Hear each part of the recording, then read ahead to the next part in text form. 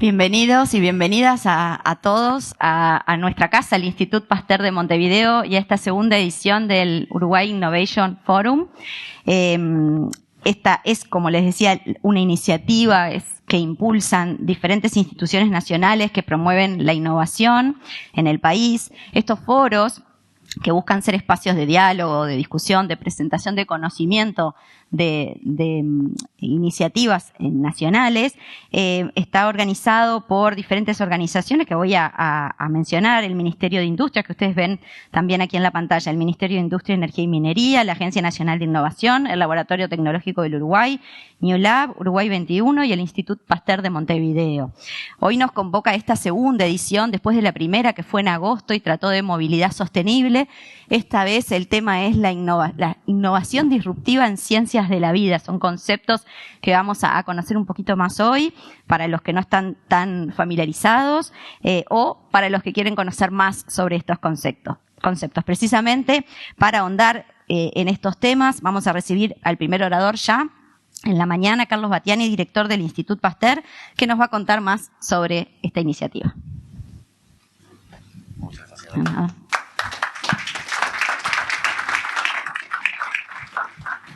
Bueno, buenos días para todas y para todos. Con mucha vergüenza por el stand. No tengo mucho tiempo para hablar, para disertar sobre la estrategia que el Instituto está impulsando para lograr lo que nosotros consideramos que es indispensable para las instituciones académicas y de investigación en el siglo XXI, que es no solo hacer ciencia de muy buena calidad y generar conocimientos que muevan la frontera de conocimiento, generar nuevos conocimientos, sino que además de hacer eso, que es lo que estamos acostumbrados a hacer, darnos la posibilidad y casi que el deber de tratar, en la medida que se pueda, en la medida que el conocimiento lo permita, tratar de aplicar ese conocimiento, valorizar ese conocimiento como una forma de que el país pueda apoyarse en la ciencia como una plataforma de despegue para un desarrollo sustentable y sostenible a largo plazo. Lamentablemente, por poco tiempo, el Instituto ha desarrollado una estrategia que se llama Lab Plus, que es una idea relativamente original que venimos trabajando hace 9 años junto a Paul Elbers y junto a muchos en el equipo del instituto, que no voy a mencionar a nadie porque no me quiero olvidar, pero sí destacar que esto empezó bajo la dirección de Luis Barbeito y que es una estrategia donde lo que buscamos es, a través de asociarnos con inversores de capital de riesgo, pero que además tienen la vocación de ayudar al país, porque entienden que es muy importante que los científicos puedan marcar el liderazgo hacia un desarrollo sustentable, favorecer que los jóvenes y las jóvenes investigadoras e investigadores puedan hacer muy buena ciencia y que cuando lo que hacen en su vida cotidiana se los permite, puedan crear sus propias empresas de base científico-tecnológicas, pero el Instituto no se queda como un observador pasivo que simplemente dice, hagan lo que puedan, etcétera, como muchos modelos que andan por ahí, sino que el Instituto activamente juega un rol en ayudarlos a crear la empresa, en ayudarlos a tener cuidado con aspectos que ellos, por ser científicas o científicos, pueden no conocer, y entonces tratar de aumentar la tasa de éxito y de que les vaya bien, y sobre todo que disfruten este camino, porque lo saca de la zona de confort, lo lleva a una zona más desconocida, pero que no tengo ninguna duda que en el siglo XXI es algo que ineludablemente tenemos que hacer. Simplemente eso. Los que quieran conocer un poquito más de esta iniciativa, se llama Lab Plus, tenemos una página web donde está toda la información y además hoy van a ver algunos de los proyectos que el año pasado, a través de un llamado internacional, se presentaron una gran cantidad de propuestas y seleccionamos 4, de las cuales hoy les vamos a presentar 2 de ellas, también por cuestión de tiempo. ¿Está? Simplemente muchas gracias a todos y a todas por haber venido y espero que disfruten y que nos comenten sus dudas, sus críticas, sus preguntas, etcétera, y podamos intercambiar fructíferamente. Gracias.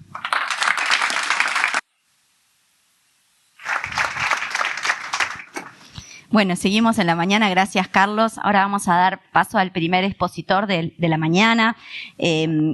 Con todos estos conceptos e ideas, voy a presentar entonces a Ignacio Peña, que va a compartir una charla con el sugerente, no sé si ya está puesta en pantalla, y está con el sugerente título Deep Tech, la nueva ola, que obviamente también es parte de lo que él va a presentar hoy. Ignacio es argentino, licenciado en Economía, MBA y máster en Estudios Internacionales. Es además CEO y fundador de Surfing Tsunami, una iniciativa que contribuye a generar conciencia sobre las oportunidades y desafíos del actual tsunami tecnológico, de ahí seguramente el nombre, al tiempo que ofrece herramientas que ayudan a surfearlo. Vieron todos los guiños que hay, ¿no? Y a construir un futuro. Ignacio es especialista en innovación y gestor de Air Capital, un fondo que invierte en startups en etapa temprana. Pero además de todo eso, el motivo que lo trae aquí es precisamente el estudio que lleva este nombre tan sugerente, que tuvo el respaldo del Banco Interamericano de Desarrollo. Este estudio analizó la revolución que están protagonizando estas empresas en la región, en toda la región, empresas basadas en descubrimientos científicos o en una innovación en ingeniería significativa, que son las llamadas startups Deep Tech. Este estudio está enfocado en 340 startups presentes en 14 países de América Latina y el Caribe, que tienen un valor de 8.000 millones de dólares. Para presentar entonces algunos de los datos de estos estudios, surfearemos hoy con Ignacio Peña. Muchas gracias. Muchas gracias. Un placer estar acá con este grupo, esta audiencia tan distinguida. La verdad que impresionado con la gente que vino a acompañarnos hoy. Y vamos a hablar sobre la nueva ola. ¿Cuál es la primera ola? La primera ola de innovación que vimos en América Latina en escala fue la innovación de los startups digitales, ¿sí? Que básicamente surgieron la ola primero de Internet y después de mobile Internet, ¿sí? Y eso permitió que América Latina pudiera pasar de tener un ecosistema que en 2010 tenía un valor agregado de 7.000 millones de dólares a 2021 310.000 millones de dólares. Y en el 2010 inversiones de 60 millones de dólares, 2021 más de 15.000 millones de dólares al año, ¿sí? Esto ha caído un poco, pero de todas maneras la tendencia de largo plazo es clarísima. Y lo que viene ahora es una nueva ola que nos permite cambiar el resto de la economía. Digamos, la economía digital ha transformado tal vez 10% de la economía global, lo que queda es el otro 90%. Y lo que está pasando es que empezamos a ver esto ocurriendo en América Latina y hay una serie de actores que están ayudando a que esto ocurra, como BitLab, como los otros sponsors, digamos, de este estudio, Lab Plus, definitivamente desde acá, desde Uruguay, pero también Ganesha Labs, CITES, Deloitte, en fin, GridX, también Air Capital y Draper Cygnus. Y creo que es importante reconocer el aporte que han hecho todos, porque aparte habla de ¿qué espíritu une a todo esto? Digamos, de alguna forma fueron varios fondos saliendo de decir, acá hay una oportunidad, estamos encontrando retornos muy buenos, y en vez de quedarse callados y decir, hagámosla, no, pensemos que acá hay una oportunidad enorme y la verdad es que nos beneficiamos todos y todos salimos a aprovecharla. Y es importante esto porque el contexto es un contexto de grandes problemas que afectan a la sociedad, y los estamos viendo en las malas noticias que vemos todos los días, en términos de crisis económicas, en términos de tensiones geopolíticas, en términos de envejecimiento poblacional y todos los problemas económicos que eso trae, y también desde el punto de vista ambiental ya vemos hace tiempo, problemas de deforestación, problemas en los océanos, cambio climático, etcétera, problemas que realmente ponen en riesgo nuestra calidad de vida, ponen en riesgo qué es lo que va a vivir la próxima generación. Y de alguna forma, este estudio también tiene que ver con sentar las bases para un futuro mejor para la próxima generación. Y en el proceso, vivir una vida mejor también, porque estamos creando esperanza, estamos creando respuesta para estos problemas. La magnitud del cambio que es necesario es enorme, porque hoy básicamente estamos en un nivel de estándar de vida que requiere 2 planetas para poder sustentar. Tenemos uno. Pero además, si quisiéramos que todo el mundo pudiera, toda la población humana pudiera acceder al estándar de vida que tenemos nosotros, básicamente, necesitaríamos 5 planetas para 2030. Y además tenemos que reparar daños, con lo cual en realidad deberíamos estar con la mitad del nivel de consumo, por lo menos, y eso implica para reparar, entonces necesitamos algo que sea por lo menos 10 veces mejor y lo necesitamos rápido. O sea que en realidad es más tipo entre 10 y 100 veces mejor que lo que tenemos hoy, ¿sí? Necesitamos una matriz productiva totalmente diferente. Y la respuesta solo puede venir, Creo que parte de la respuesta, hay parte de la respuesta que viene de otros lados, pero parte de la respuesta viene de un cambio tecnológico que es posibilitado por innovaciones tecnológicas profundas, innovaciones tecnológicas que vayan más allá de lo incremental y que vayan más allá de lo superficial. De alguna forma, la revolución de los apps es superficial, porque estamos en la camada más superficial del stack tecnológico de un celular. Digamos, tenemos una aplicación, debajo tenemos un App Store, que ya es de Apple, por ejemplo, o de Google. Debajo de eso tenemos un sistema de lenguajes de programación, tenemos sistemas operativos, tenemos hardware, ¿sí? Y hasta ahora todas las partes profundas las hacían en otros lugares. Pero lo que vamos a ver es que América Latina puede ser parte de esto. Y lo que vamos a ver es que esta innovación tecnológica ya no se limita a celulares, como digamos se limitó en la última década, por ejemplo, sino que realmente estamos viendo una explosión de cambio tecnológico con tecnologías absolutamente radicales. Lo que se viene es realmente un tsunami, un tsunami de innovaciones tecnológicas que van a cambiar todos los ámbitos del quehacer humano, todos los ámbitos de la economía. Para dar algunos ejemplos, tenemos inteligencia artificial, creo que es una de las, digamos, áreas de innovación más potentes, y naturalmente todo el mundo se plantea, bueno, ¿qué va a pasar con los empleos? Pero creo que también en América Latina tendríamos que estar pensando en, bueno, ¿qué pasa con este chico? ¿Sí? Y bueno, si pensamos de una forma un poquito más creativa, nos vamos a dar cuenta que en realidad con inteligencia artificial podemos darle a este chico una cantidad de cosas que no le podemos dar hoy.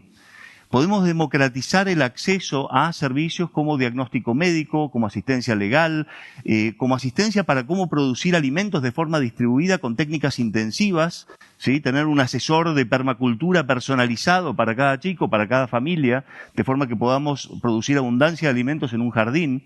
En fin, podemos darles un programador, podemos darles un diseñador, podemos darles herramientas muy poderosas que pueden mejorar su estándar de vida.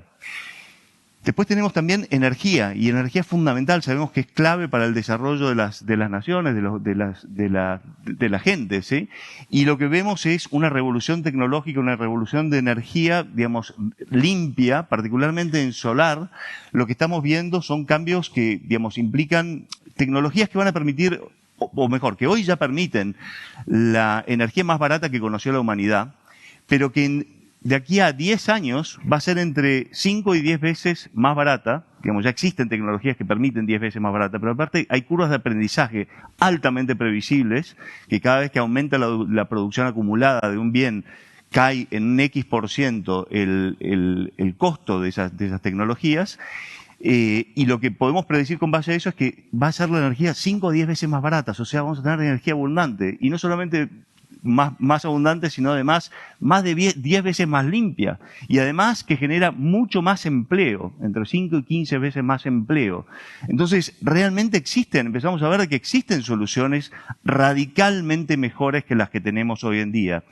Y tenemos problemas de intermitencia, pero también tenemos baterías con nuevas químicas que permiten una caída de costo de 10x, y además con curvas de aprendizaje también que van a llevar a esa caída. Y además tenemos, por ejemplo, fusión nuclear. Ya tenemos varias decenas de startups atrayendo miles de millones de dólares, y digamos, ya tenemos inclusive empresas firmando contratos para poder suministrar energía con fusión nuclear antes del fin de la década, con inversores que son de los inversores más sofisticados del mundo invirtiendo en este tipo de startups. Tenemos en términos de transporte, que sabemos que es parte del problema de nuestra matriz económica, tenemos autos eléctricos que permiten reducir radicalmente las emisiones, y que son ya hoy tan baratos como un auto de combustión interna, o más barato que un auto de combustión interna, pero además van a ser, digamos, ya se están manejando solos básicamente, y estamos cerca del punto en el cual tiene aprobación regulatoria para poder, o sea, ya es un nivel de autonomía que nos da la seguridad como para buscar aprobación,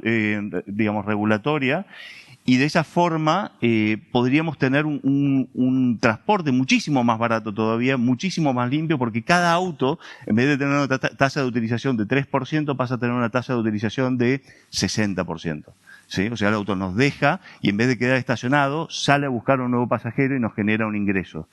Eso va a generar una caída de la demanda de petróleo, va a caer una caída del precio del petróleo, y va a generar una caída de la contaminación también. Entonces, realmente es una cantidad de beneficios desde el punto de vista de salvar vidas, además de menos accidentes. Tenemos carne cultivada, tenemos cuero cultivado, tenemos leche cultivada, tenemos varias formas de producir los alimentos que más insumos requieren, que más tierra requieren, que más deforestación producen, ¿sí? Nosotros tenemos el privilegio de estar en una tierra que digamos, es una pradera natural, con lo cual, digamos, no somos una parte tan aguda del problema, pero, digamos, sabemos que el Amazonas está siendo deforestado en buena medida para producir soja, para alimentar chanchos, para alimentar animales, para producir proteínas, pero podemos saltear esos animales y producir estos alimentos de formas alternativas. Por ejemplo, puede ser con hongos. Y tenemos también la automatización de parte del empleo manual. Y esto lo podemos ver como una mala noticia, pero estamos con un problema. Esto pasa tan rápido que digamos, lo que veíamos ahí es un robot humanoide de Tesla que, digamos, ya está próximo de empezar a producirlo en escala. En escala todavía de miles, probablemente el año que viene, pero de ahí a millones no es un salto tan grande. Digamos, esto es algo que yo creo que vamos a ver en esta década, ¿sí? Entonces, ¿qué implica eso para América Latina? ¿Un desastre? No necesariamente. Puede ser también la posibilidad de reindustrializar América Latina, porque pasamos a ecualizar el factor que desindustrializó a América Latina, que es el costo de la mano de obra. Y ya estamos viendo eso, voy a dar un ejemplo de cómo estamos viendo eso ocurrir. Tenemos también una revolución del espacio, y ustedes ya están viendo el surgimiento de un clúster espacial acá en Uruguay. Y estábamos comentando digamos, que esto va a explotar en los próximos años, porque tenemos cohetes como Starship que van a permitir, digamos, son rápidamente reutilizables, entonces van a poder hacer lanzamientos 3 veces por día por cohete. Pero mismo asumiendo, pero además están siendo producidos digamos, se está creando una infraestructura para producirlos en escala. Ya se han producido 25, pero la idea es estar produciendo a un ritmo de, por ejemplo, 1 por semana. Pero mismo asumiendo que de acá a 7 años tengamos uno de estos una flota de 100 de estos cohetes y que hagan un lanzamiento por año, estamos hablando de 36.500 lanzamientos versus 180 el año pasado. ¿Ok? Entonces es un salto extraordinario, además con un salto de capacidad y una caída de costo. ¿Qué implica eso? Que así como tuvimos la revolución de los startups digitales, vamos a tener la revolución de los startups espaciales. Y voy a saltear este.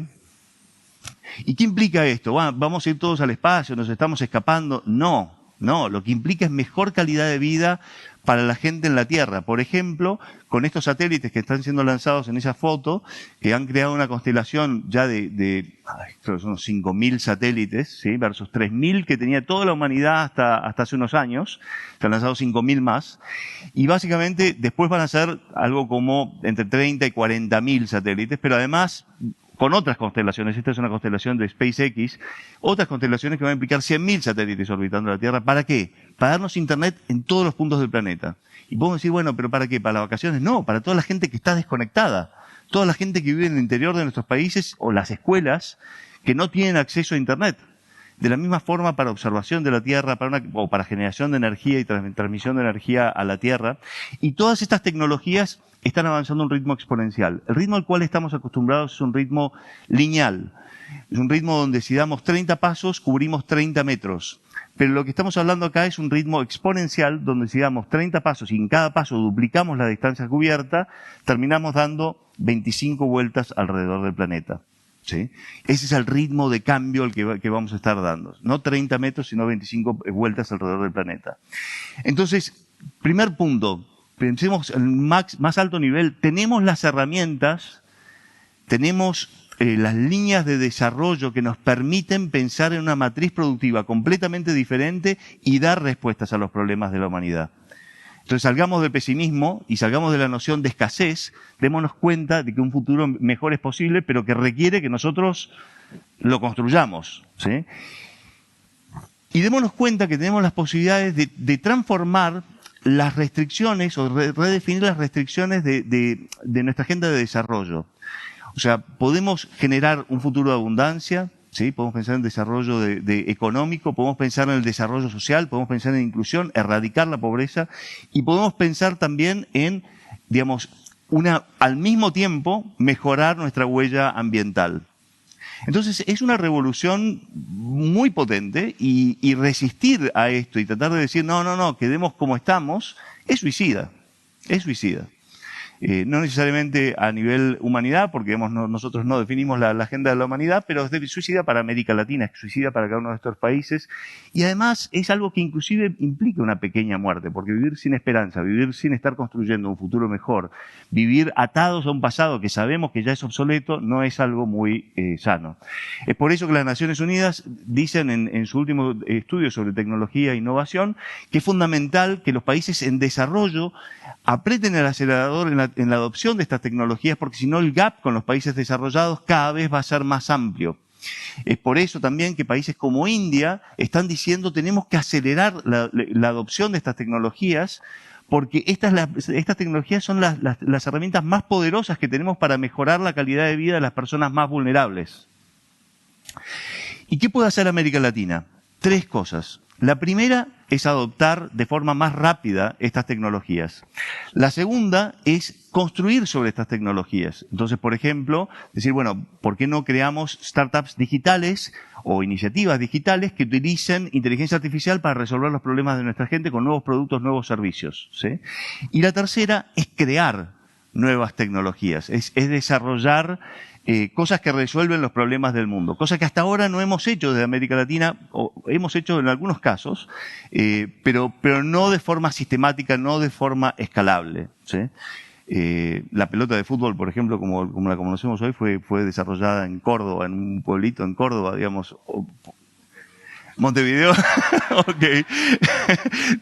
Pero así, sin costura, sin que te permite cabecear, por ejemplo, digamos, y nadie se acuerda. Pero tenemos una cantidad de cosas que se han desarrollado en América Latina. El tema es que ahora los podemos desarrollar en escala y podemos hacer cosas mucho más significativas que una pelota de fútbol. En términos de adopción y de atracción de estas tecnologías para acelerar la adopción, tenemos una cantidad de ejemplos. Y esto, digamos, lo dejo tal cual, digamos, así como en todas las presentaciones que he hecho menciono Uruguay, lo menciono acá también. La verdad que lo que ustedes han hecho en términos de adopción de energía eólica es un ejemplo. Es un ejemplo para América Latina, es un ejemplo para el mundo. Digamos, hoy ustedes, digamos, son los, entiendo, 3 países, uno de los 3 países, pero han llegado a estar primeros, con mayor nivel de penetración de energía eólica en su matriz energética. De la misma forma, Chile está apretando el acelerador con energía solar y el año pasado tuvo la mayor penetración, 18% de penetración, y está de vuelta, yendo a un ritmo muy acelerado. Pensemos en Costa Rica. Costa Rica, digamos, estamos hablando de 5 millones de personas. ¿Qué pueden hacer? Digamos, dijeron, traigan para acá lo que sea desarrollo de procesadores, traigan para acá lo que sea desarrollo de dispositivos médicos. Y las principales exportaciones de Costa Rica hoy no son agrícolas. Tienen que ver con esto y tienen que ver con exportaciones de servicios intensivos en conocimiento. Entonces ahí hay una oportunidad muy grande. O pensemos en Bogotá. Bogotá tiene la mayor flota de colectivos eléctricos del mundo fuera de China. O sea, impresionante. ¿Qué es lo que pasa? Están ocurriendo de forma puntual este tipo de ejemplos, pero no tomamos perspectiva, no lo replicamos y no lo estamos haciendo de forma sistemática en la región. Si lo hiciéramos de forma sistemática en la región, tendríamos una región que sería súper avanzada y que estaría dando un salto al futuro. Pero bueno, eso es algo que tenemos que hacer juntos. Otro ejemplo es atraer inversiones que permitan cambiar la matriz productiva también de forma acelerada y empezar a producir los productos del futuro. Un ejemplo es el Gigafactory que Tesla anunció en México, que aparentemente está atrasándose por temas regulatorios, lamentablemente. Pero nada, estamos hablando de una inversión de miles de millones de dólares que generarían exportaciones de más de 15.000 millones de dólares al año, con generación de 35.000 empleos directos e indirectos. Y nada, digamos, esto es algo que se podría replicar en otros países de América Latina. Podríamos abrazar la revolución de los vehículos eléctricos en la región para que la gente pueda tener acceso a vehículos más limpios, más baratos, que las ciudades no tengan aire tan tóxico, no tengan tanto ruido. Pero además, por un tema económico, más barato. La segunda cosa que podemos hacer es construir sobre estas tecnologías. Y yo creo que acá hay una gran oportunidad, así como tuvimos una ola muy fuerte, digamos, en los últimos años alrededor de los celulares, una oportunidad muy grande de crear una nueva camada de startups digitales apalancando la inteligencia artificial. Pero no solo startups, también pueden ser servicios gubernamentales, servicios, por ejemplo, como los que se están desarrollando en India, donde se utiliza, digamos, tenemos cientos de idiomas, tenemos más de 1.000 millones de personas, y ¿cómo le damos un servicio social bueno a esas personas? Bueno, usando inteligencia artificial y conectando esa inteligencia artificial con toda la información del gobierno, podemos dar respuesta hablada a una persona que tal vez es analfabeta y darle una respuesta personalizada a esa persona. ¿Por qué no estamos haciendo eso acá? Podemos perfectamente hacerlo. La tercera cosa que podemos hacer, y es donde nos pusimos más foco, es en la parte de crear nuevas tecnologías. Y acá la gente, digamos, ya voy a matar desde un principio la idea de que no podemos. ¿Cómo que no podemos? OutZero es una empresa creada en la Argentina, o por argentinos, en realidad había unos que estaban en Estados Unidos, otros en la Argentina, que básicamente hace autenticación de usuarios, ciberseguridad, y fue vendida por $6.500 millones en el 2021. Tenía 5 años de vida aproximadamente, 5 o 6 años de vida. ¿Okay? Bueno, ejemplo más claro de que se puede, y creo que los fundadores, o uno de los fundadores está viviendo acá. Entonces, más claro que se puede, imposible, se recontra puede. De hecho, sabemos que hay más de 100 millones de usuarios que usan ChatGPT. Bueno, cada vez que usen ChatGPT o GPT-4, van a ver que cuando loguean a su cuenta, van a ser direccionados a, digamos, ponen el nombre de usuario y ya están en OutZero OpenAI. ¿Por qué? Porque OpenAI utiliza tecnología desarrollada por una empresa creada por argentinos para autenticar a sus usuarios. Una actividad hipercrítica, hipersensible. Entonces, ¿no podemos? La lógica es que no podemos porque es demasiado caro, porque toma demasiado tiempo, porque es demasiado arriesgado, porque es demasiado difícil. No podemos. Es la lógica de la lágrima, ¿sí? Y eso es porque de alguna forma pensamos a nivel regional también. Es un mercado chico, ¿no? Porque, digamos, claro, pero si pensamos a nivel regional, realmente no funciona. Si pensamos a nivel global, la cosa es diferente. Así como vimos el caso de OutZero, hay una cantidad de empresas que hoy ya valen más de $100 millones, algunas empresas listadas en Nasdaq, que están haciendo innovación tecnológica profunda. Y ustedes pueden decir, bueno, pero esto es para los países grandes. Para nuestra sorpresa, la empresa más valiosa del ecosistema hoy es Establishment Labs, una empresa de Costa Rica que desarrolla dispositivos médicos, específicamente implantes mamarios, que básicamente requieren una cirugía una cirugía mínimamente invasiva y anestesia local. O sea que la mujer puede ir y en 2 horas salir del quirófano, no del quirófano, en realidad salir a su casa sin ningún tipo de problemas, ¿sí? Entonces, nada, esto mejora la vida de cantidad de mujeres que tienen distintos tipos de problemas. Por ejemplo, cáncer mamario, ¿sí? Que han tenido distintos tipos de problemas. Y esta empresa produce desde Costa Rica, tiene más de 60 exportaciones a más de 60 países, más de 20 familias de patentes y vale $1.800 millones. Está lista en Nasdaq.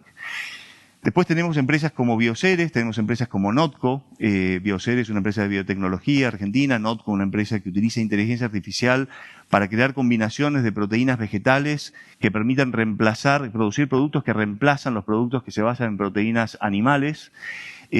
O Satellogic, que tiene unos 38 satélites orbitando la Tierra generando imágenes de alta precisión, producidos en su mayoría acá, en esta ciudad, ¿sí? No sé si lo sabían, pero sí, producidos acá.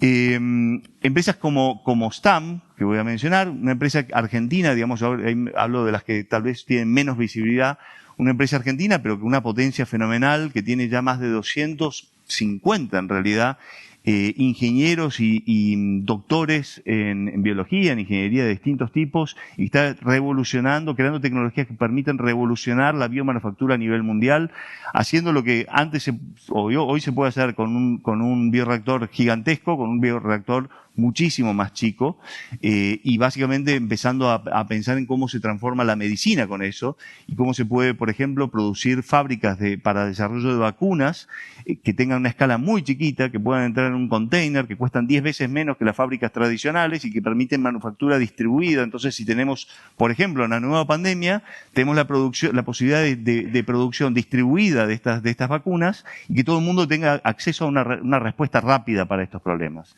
De la misma forma, la idea es que digamos, transformar la manufactura de una cantidad de otras cosas, de materiales, biomateriales puede ser, por ejemplo, la seda de telarañas, que, digamos, tiene atributos físicos que son mucho mejores que otros productos que produce el ser humano. Otros startups como Oncolic.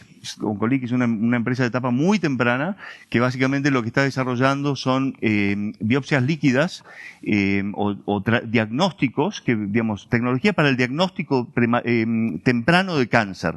¿Sí? ¿Y cómo se hace eso? Tomás una muestra de sangre, costo de menos de $100, y podés hacer un diagnóstico más temprano que con las tecnologías actuales de cáncer, analizando, digamos, la composición o la presencia de microRNA en la sangre. Tenemos otros startups que ven acá, en vez de ver un campo de soja, lo que ven es, por ejemplo, una máquina para descarbonizar la atmósfera. Si pusiéramos todo el exceso de carbono que tenemos en la atmósfera en la tierra agrícola, implicaría agregar 2 centímetros de carbón sobre la tierra. Pongámosle que con las bacterias y demás se vuelven 5 centímetros. ¿Quién no quiere 5 centímetros más de tierra? Entonces podemos transformar un problema en una solución. ¿Cómo? Bueno, por ejemplo, podemos hacer que las plantas sean más, digamos, tengan mayor productividad, ¿sí? Tengan mayor mayor productividad, mayor rendimiento, ¿sí? Y mayor capacidad de resistir a periodos de seca, por ejemplo, como Bioceres, digamos, desarrolló un trigo que permite hacer eso. O podemos también tornar la agricultura más sustentable de otras maneras. Hay una startup de Santa Fe que lo que está haciendo es convirtiendo los principales cultivos de la humanidad en cultivos perennes. Entonces, una soja perenne, la plantamos una vez cada 7 años. Bueno, ese es el nivel de cambio que estamos hablando. O sea, cambios que pueden ser, digamos, pueden implicar una respuesta a los mayores problemas de la humanidad, como alimentarnos o como el cambio climático, alimentarnos de forma barata o el cambio climático, desde, digamos, usando lo que mejor conocemos que es la agricultura. O pensemos también, por ejemplo, hay otros startups que lo que hacen es modificar genéticamente la soja para que produzca proteína de chancho. Mulek hace eso, está listada en Nasdaq. Para producir, entonces planto una soja y directamente lo que saco es la proteína de chancho, no necesito el chancho, ¿ok?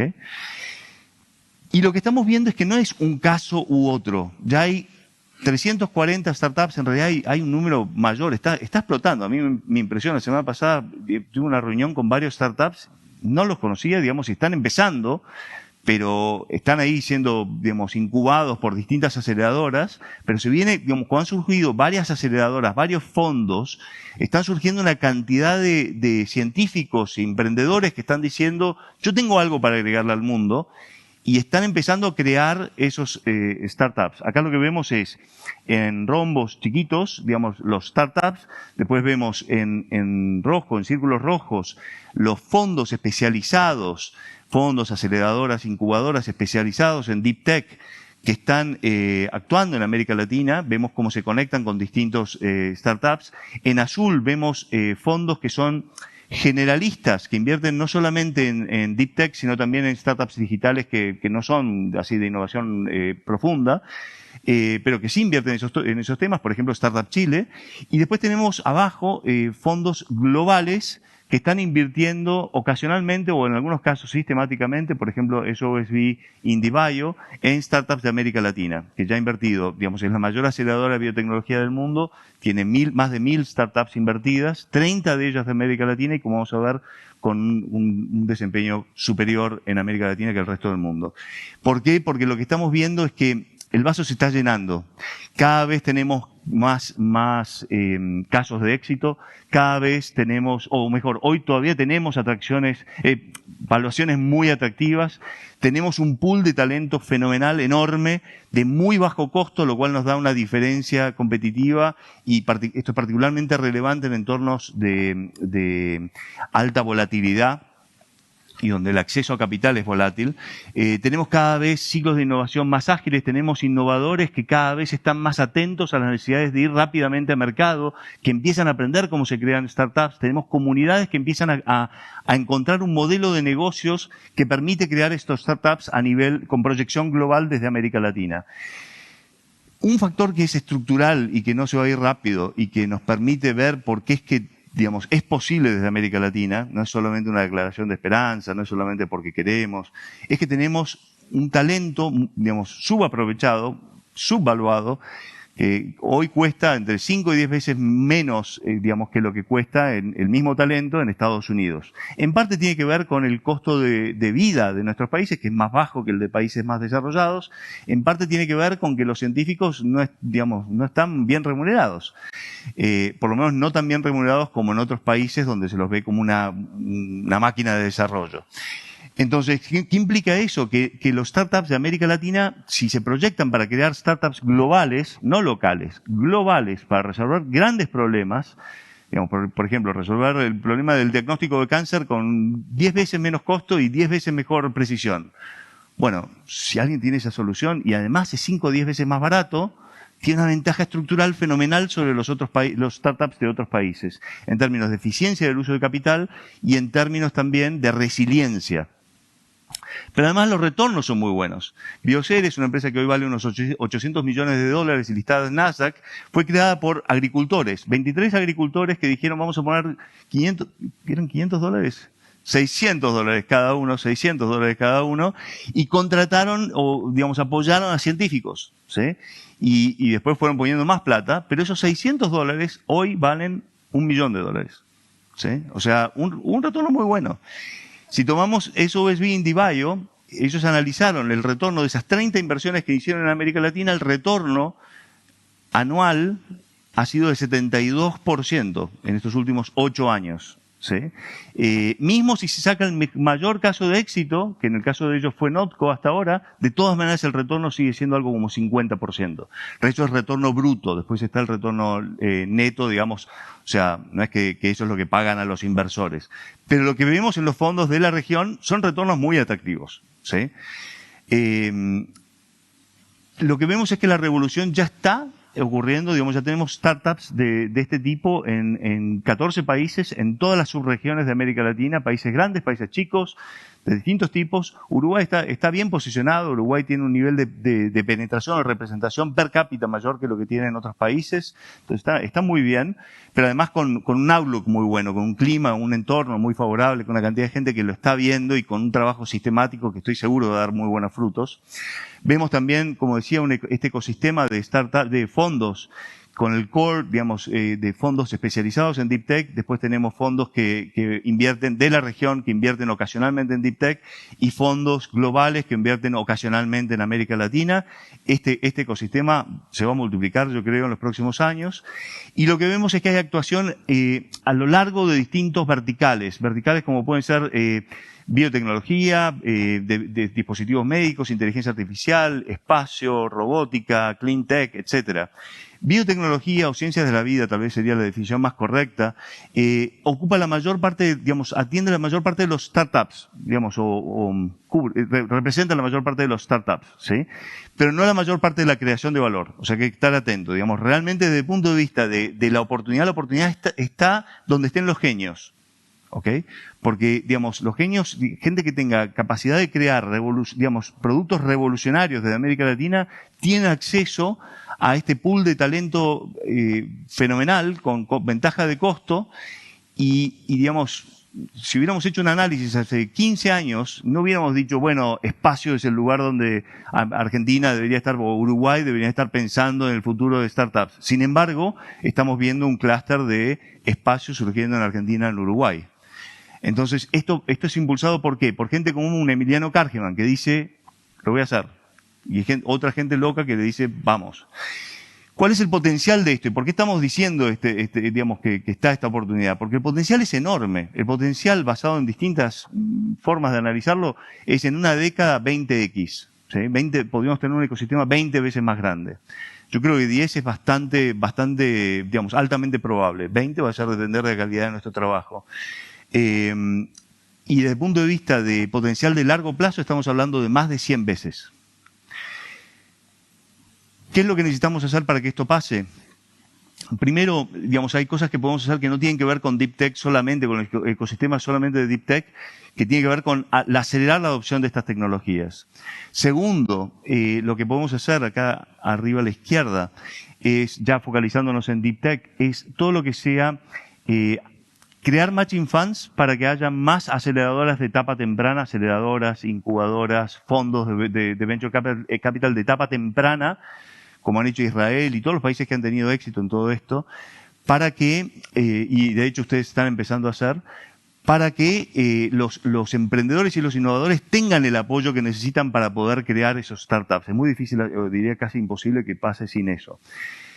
Después lo otro que podemos hacer es una aplicación más sistemática de las mejores prácticas para el desarrollo de ecosistemas. Si vemos la región, y en el informe está todo detallado de las cosas que se pueden hacer, si vemos en la región, hay ejemplos de todo lo que hay que hacer. O sea que sabemos que puede pasar. Por ejemplo, Uruguay con las zonas francas. ¿Sí? Bueno, pero ¿por qué no tenemos y Costa Rica también, ¿por qué no tenemos en los otros países? ¿Por qué no lo replicamos? ¿Sí? Y así tenemos una cantidad de otros ejemplos. Y por último, por supuesto, fundamental, pero yo creo que es una de las consecuencias más esperanzadoras de todo esto, que en la medida que esto vaya pasando, vamos a ir creando un ciclo virtuoso que va a ir haciendo con que tengamos un entorno cada vez más saludable de negocios, desde el punto de vista de formación de capital humano, porque la gente va a darse cuenta, aprender paga. Desde el punto de vista de infraestructura, podemos tener una infraestructura para el siglo XXI, desde el punto de vista de entorno de negocios, porque vamos a ver de que esto está generando riqueza para todos. Entonces, si pensamos que es de alto costo, que digamos, crear este tipo de startups es caro, yo lo que digo es no, al contrario, crearlos en América Latina es barato. Si decimos que no es viable, que es un tiempo, digamos, demasiado largo para fondos de inversión, bueno, pero perdón, ¿por qué hay tantos fondos de inversión de Deep Tech? ¿Y por qué hay fondos de América Latina que están haciendo su segunda, su tercera versión? Entonces, ¿y por qué es que hay startups exitosos? Digamos, claramente es viable y es compatible con Venture Capital. ¿Es demasiado arriesgado? No, al contrario, tenemos más bajo riesgo que los startups de otras regiones. Y, digamos, no podemos hacerlo, pero lo hicimos. Entonces, ¿por qué no? ¿Y por qué entonces limitarnos al 9% de la economía digital y hacer otros startups para reservas de restaurantes o para reservas de cancha de pádel, cuando podemos hacer startups que resuelvan el cáncer, que resuelvan Alzheimer, que resuelvan el problema de energía y que nos permitan realmente dejar un futuro mejor para la próxima generación? Esa es la invitación y nada, está accesible el estudio tanto en inglés como en español y estamos también a disposición para cualquier pregunta. Gracias. Mejor de lo que me esperaba. Gracias. Muchas gracias. Espero no haber excedido. Está bien. Muchas gracias, Ignacio. Vamos a abrir un espacio de preguntas antes de pasar al coffee break. Si alguien tiene preguntas, por supuesto, es el momento. Sí, Laura. ¿Cómo ves el mercado latino en cuanto a inversión? Porque creo que una cosa es ver los fondos que hay. Otra cosa es ver qué fondos están activos en etapas tempranas realmente. Y como emprendedora en este tema, lo que uno ve es mercados como Estados Unidos, la adversión al riesgo es 10 veces más baja que la de fondos latinos en Deep Tech. Entonces, yo lo que incluso he ido viendo en fondos capaz de AgTech, que están interesados en incurrir en biotecnología, en otras cosas, pero que piden estar en el mercado, en 3 países. Entonces, hay una parte del discurso que sí creo que no es el que se ve en el día a día en en las inversiones. No, yo diría que al contrario, es exactamente lo que... Yo simplemente estoy viendo el vaso que se está llenando y no el vaso vacío.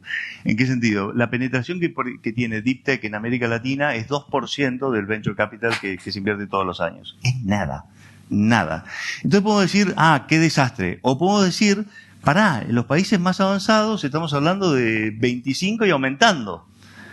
Ok, entonces la oportunidad solo ahí es 10x. Si además le sumamos que la penetración de Venture Capital es 10 veces menor, estamos hablando de 100x. Y si además le sumamos el hecho de que, digamos, el Venture Capital está creciendo, estamos hablando de más de 100x. Y si vemos que por esa escasez los retornos son buenos, la señal que hay que pasarle a los inversores es, hello, acá hay una oportunidad de estar haciendo cosas que nos llenan el alma, que nos dan esperanza, que, digamos, cuando nuestros hijos nos preguntan qué hacemos, les podemos dar una respuesta que los inspira y además tener muy buenos retornos. Entonces, sí, está el problema, pero creo que es una oportunidad y la invitación es justamente decir, hay una oportunidad. Pero mientras tanto, digamos, los emprendedores, digamos, y las emprendedoras como vos, lamentablemente están penando. Bueno, sí, pero también hay una oportunidad detrás de eso, porque si ya estuviéramos en el ecosistema lleno, digamos, completo, no conseguirías decir lo que dice, por ejemplo, Yuyu Llamazares, que dice, yo en América Latina puedo pensar en una empresa de biotecnología de más de 10.000 personas. Eso es lo que quiere, hoy tiene 250, quiere tener, digamos, el año pasado tenía 30. Y dice, quiero llegar a 10.000, me gustaría llegar a 10.000. Y eso lo puede hacer acá y no lo puede hacer en otros lugares. ¿Sí? Porque tenemos, solo en América Latina tenemos 800.000 personas haciendo investigación y mucho más que están saliendo de las universidades y que no se dedican full time a investigación, que están accesibles. Y haciendo R&D en startups estamos hablando de 5.000 personas. Entonces, oportunidad. Sí, gracias Ignacio. Tengo una especie de bias que es, siempre pienso en cuál es el rol de las políticas públicas para que esto no sea una oportunidad para personas muy informadas y con acceso a capital y a información y todo, pero y que se queden cosas de nicho, ¿no? En Latinoamérica siempre ha habido grupos que están muy al tanto de lo que pasa en el mundo en su época y que aprovechan esa oportunidad, pero los países siguen por tal vez una falta de visión del rol que tiene el Estado y las políticas públicas en hacer de esto una práctica amplia, ¿no? Sí. Sí, mira, hay una necesidad muy fuerte de políticas públicas. En ese sentido es muy bueno que BitLab haya apoyado y esté apoyando ya hace tiempo este tipo de iniciativas, porque realmente se necesita que los gobiernos despierten para esta oportunidad. Pero argumentaría que también dejen de ver como que el hecho de que esto sea hecho por las personas más inteligentes sea un problema. Porque sí, va a ser las personas más inteligentes las que resuelvan los problemas que nadie más pudo resolver. Eso es intrínseco. El tema fundamental es que en este tipo de startups no estamos haciendo redes sociales para ver si compartimos fotos, que está bien, es lindo. Estamos hablando de startups que resuelven el problema de cómo nos alimentamos, de cómo conseguimos energía para que podamos tener un lugar, cómo resolvemos el problema de cambio climático. Entonces, si son las personas más inteligentes, ¿qué problema hay? Si que resuelven los problemas. No, te quiero decir, no, pero está un poco esa dicotomía, lo comento, tomo el gancho, no, sé que no es lo que estás diciendo, pero uso esto para enfatizar porque hay gente que sí lo está diciendo, que es tipo, no, esto es para elites. No. O sea, puede ser que sean elites, y cuando digo elites, no es necesariamente una persona que se formó en un colegio privado o una universidad privada. De hecho, no es así. La mayoría de los casos, digamos, estamos hablando de gente formada en universidades públicas y demás, y muchas veces de origen humilde, pero lo fundamental es que es para el bien común. Entonces, si porque es una persona talentosa y va a ganar plata, lo bloqueamos, estamos bloqueando el bien común. ¿Ok? Entonces es fundamental el papel del Estado y particularmente, digamos, dando una respuesta más concreta, todo lo que es matching funds. Digamos, matching funds es el mejor caso de esto. Está lleno de casos. Hay un libro muy bueno de Josh Lerner, profesor de Harvard, que habla sobre justamente cómo hay un cementerio de iniciativas del sector público para tratar de promover este tipo de cosas. Pero básicamente hay un caso que se destaca, que es el caso de Israel, que hoy invierte 25.000 millones de dólares al año, principalmente en startups de Deep Tech. Más de la mitad de los startups son de Deep Tech, y que están creando tecnologías que cambian el mundo, pero además han llevado su ingreso per cápita de $6.000 a $60.000 en algunas pocas décadas, con base a este tipo de tecnologías. Entonces, hay un argumento muy fuerte que nos permite subir el ingreso per cápita, nos permite bajar el nivel de pobreza, y el papel del Estado es particularmente lo que hace Israel, que es matching funds. Es decir, yo no soy bueno para decir dónde está la oportunidad. Yo le creo al sector privado si pone su plata. Que no me vengan a decir cháchara cualquiera. Si alguien pone plata en un startup, yo pongo otro dólar, por ejemplo. Para cada dólar pongo $1. ¿Ok? Entonces, ese papel es un papel muy importante. Todo lo que sea también crear comunidades, crear visibilidad, crear forums, marcos regulatorios favorables, en fin. Estos son algunos ejemplos. En el estudio presentamos todo un toolkit para intervención tanto de empresas tradicionales como universidades, como gobiernos para promover este tipo de cosas. Por ejemplo, zonas francas, ¿sí? Pensemos en el impacto que están teniendo en Uruguay y lo favorables que son. O crear un entorno económico estable, digamos. ¿Qué pasaría si Uruguay estuviera con inflación del 180%? Pero a pesar de todo eso, fíjate que en la Argentina hoy es el país con mayor número de startups de Deep Tech. 80% de startups se han beneficiado del programa creado en el 2017 de Matching Funds, digamos, para aceleradoras y fondos de etapa temprana. Digamos, 80% de los startups de la Argentina recibieron fondos de esos fondos y aceleradoras. O sea que claramente, digamos, en la Argentina las cosas no están funcionando bien, y a pesar de eso, una acción tuvo ese impacto. ¿Sí? Entonces sí, definitivamente hay un buen caso para hacerlo, pero con las técnicas correctas. Pueden hacer preguntas, acercamos un micrófono, se acercan a las puertas. Si alguien tiene alguna pregunta, allí en el hall. ¿No? ¿Por aquí? Aquí. Veo que en la presentación hay muchas alusiones a problemas de percepción. Pensamos tal cosa, pero en realidad es tal otra. Me doy cuenta que uno de los techos fundamentales, siempre partimos de la base de que el techo es material, pero hay un enorme techo cultural y simbólico, digamos. En general hay una especie de quién le pone el cascabel al gato, es decir, las políticas públicas se encargan de comunicar y generar imaginario, es el libre juego del mercado el que cambia ese imaginario. ¿En qué medida es importante generar políticas de comunicación para generar nuevas narrativas sobre el tema? Muy interesante. Mi abuelo ya trabajaba en ese tema y, digamos, lo que hacía era, digamos, vía iniciativa privada, digamos, era científico y trabajar en la difusión científica. Mi padre indirectamente estuvo involucrado en eso, trabajando con Sábato y promoviendo trabajo de Sábato desde el INTAL del BID. Y Sábato en 1968, el año que yo nazco, junto con Natalia Botana, hacen un paper diciendo, bueno, el camino para la transformación de América Latina es básicamente transformar a América Latina en una región innovadora, pero la clave, como la mayor parte de la economía está liderada por el sector público, es que el sector público toma un papel de liderazgo, y hablan del triángulo de Sábato, ¿no?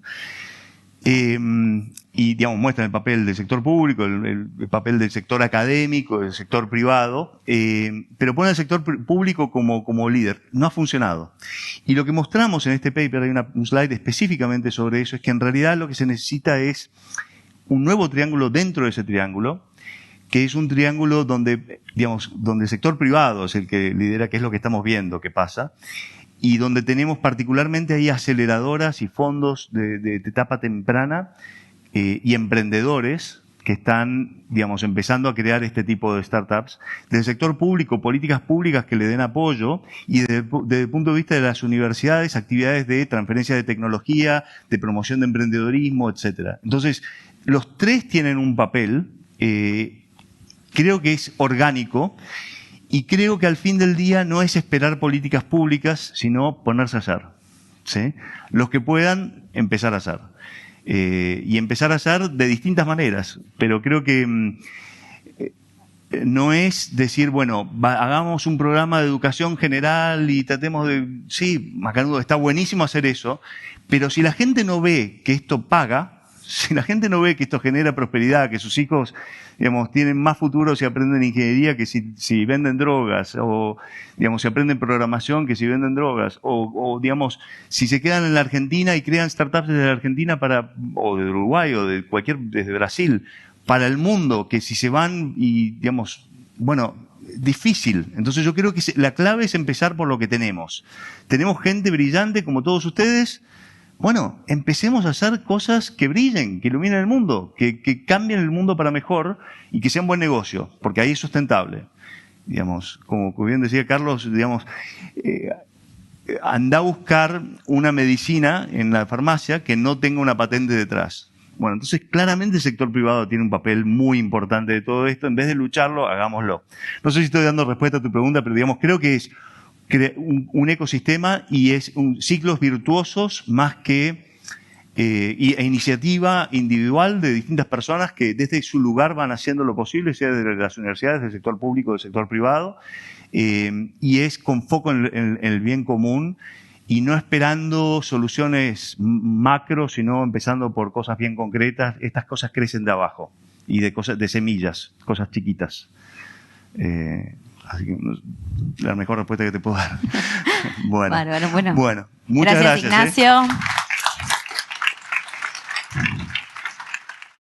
Ana Castillo, que es ingeniera agrónoma y MBA en agronegocios, pero en particular, bueno, está aquí como especialista senior del BID Lab, que es, bueno, el laboratorio de innovación del Banco Interamericano de Desarrollo, que respaldó también el informe que Ignacio Peña presentó recién, así que vamos a recibir entonces a Ana.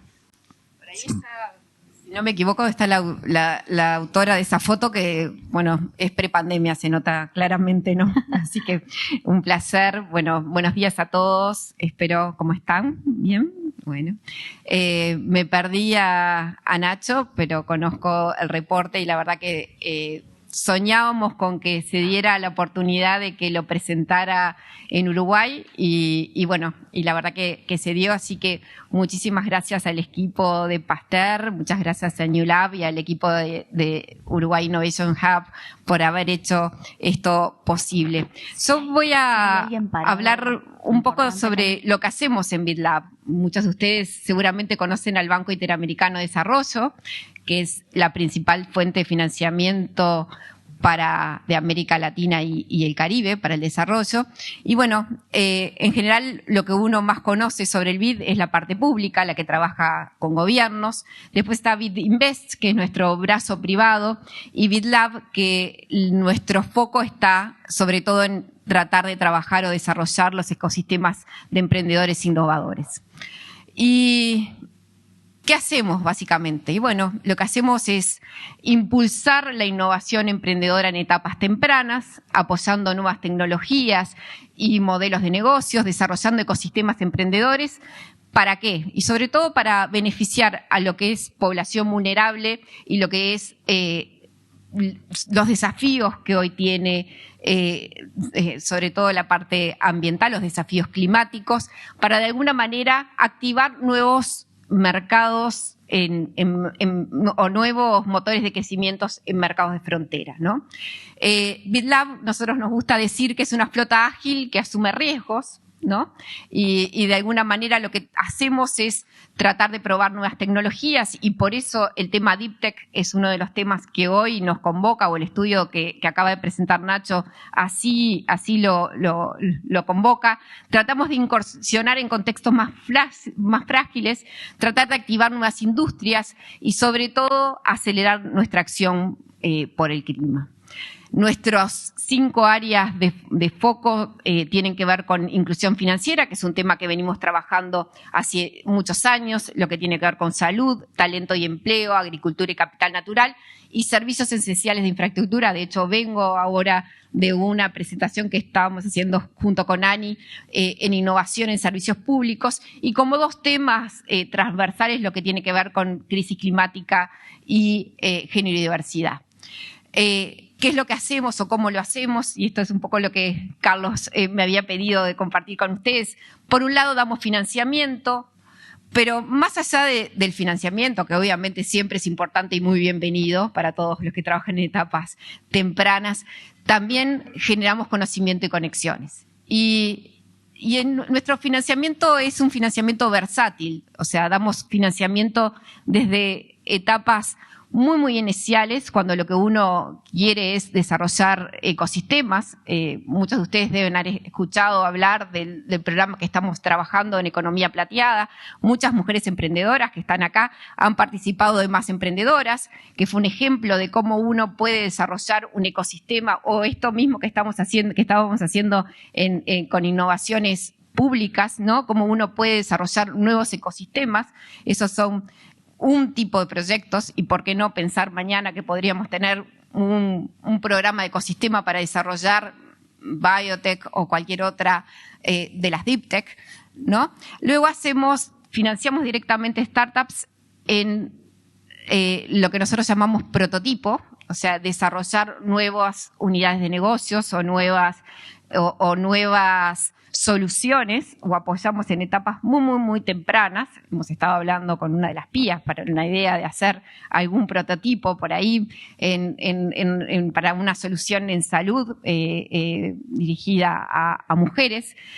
Luego apoyamos startups en etapas de crecimiento, eso es el segundo, con lo que nosotros le llamamos un instrumento de recuperación contingente, hasta llegar a los fondos de Venture Capital, que recién seguramente Nacho debe haber mencionado, como en esta área nuestros dos grandes aliados son CITES y Gridex, que operativos en la región y con gran presencia, y sabemos que además con muchas alianzas locales acá con el instituto. Así que esto es más o menos lo que nosotros hacemos en términos de financiamiento. A mí esta es la parte que más me gusta de todo el trabajo, que tiene que ver con conectar, con ser un hub de conexión. Y estos son algunos de los ejemplos de algunas de las actividades que hacemos vinculadas a conexión. Hemos tenido la suerte de tener algunas startups uruguayas participando en ISEX, mujeres emprendedoras en STEM, participando en WeExchange.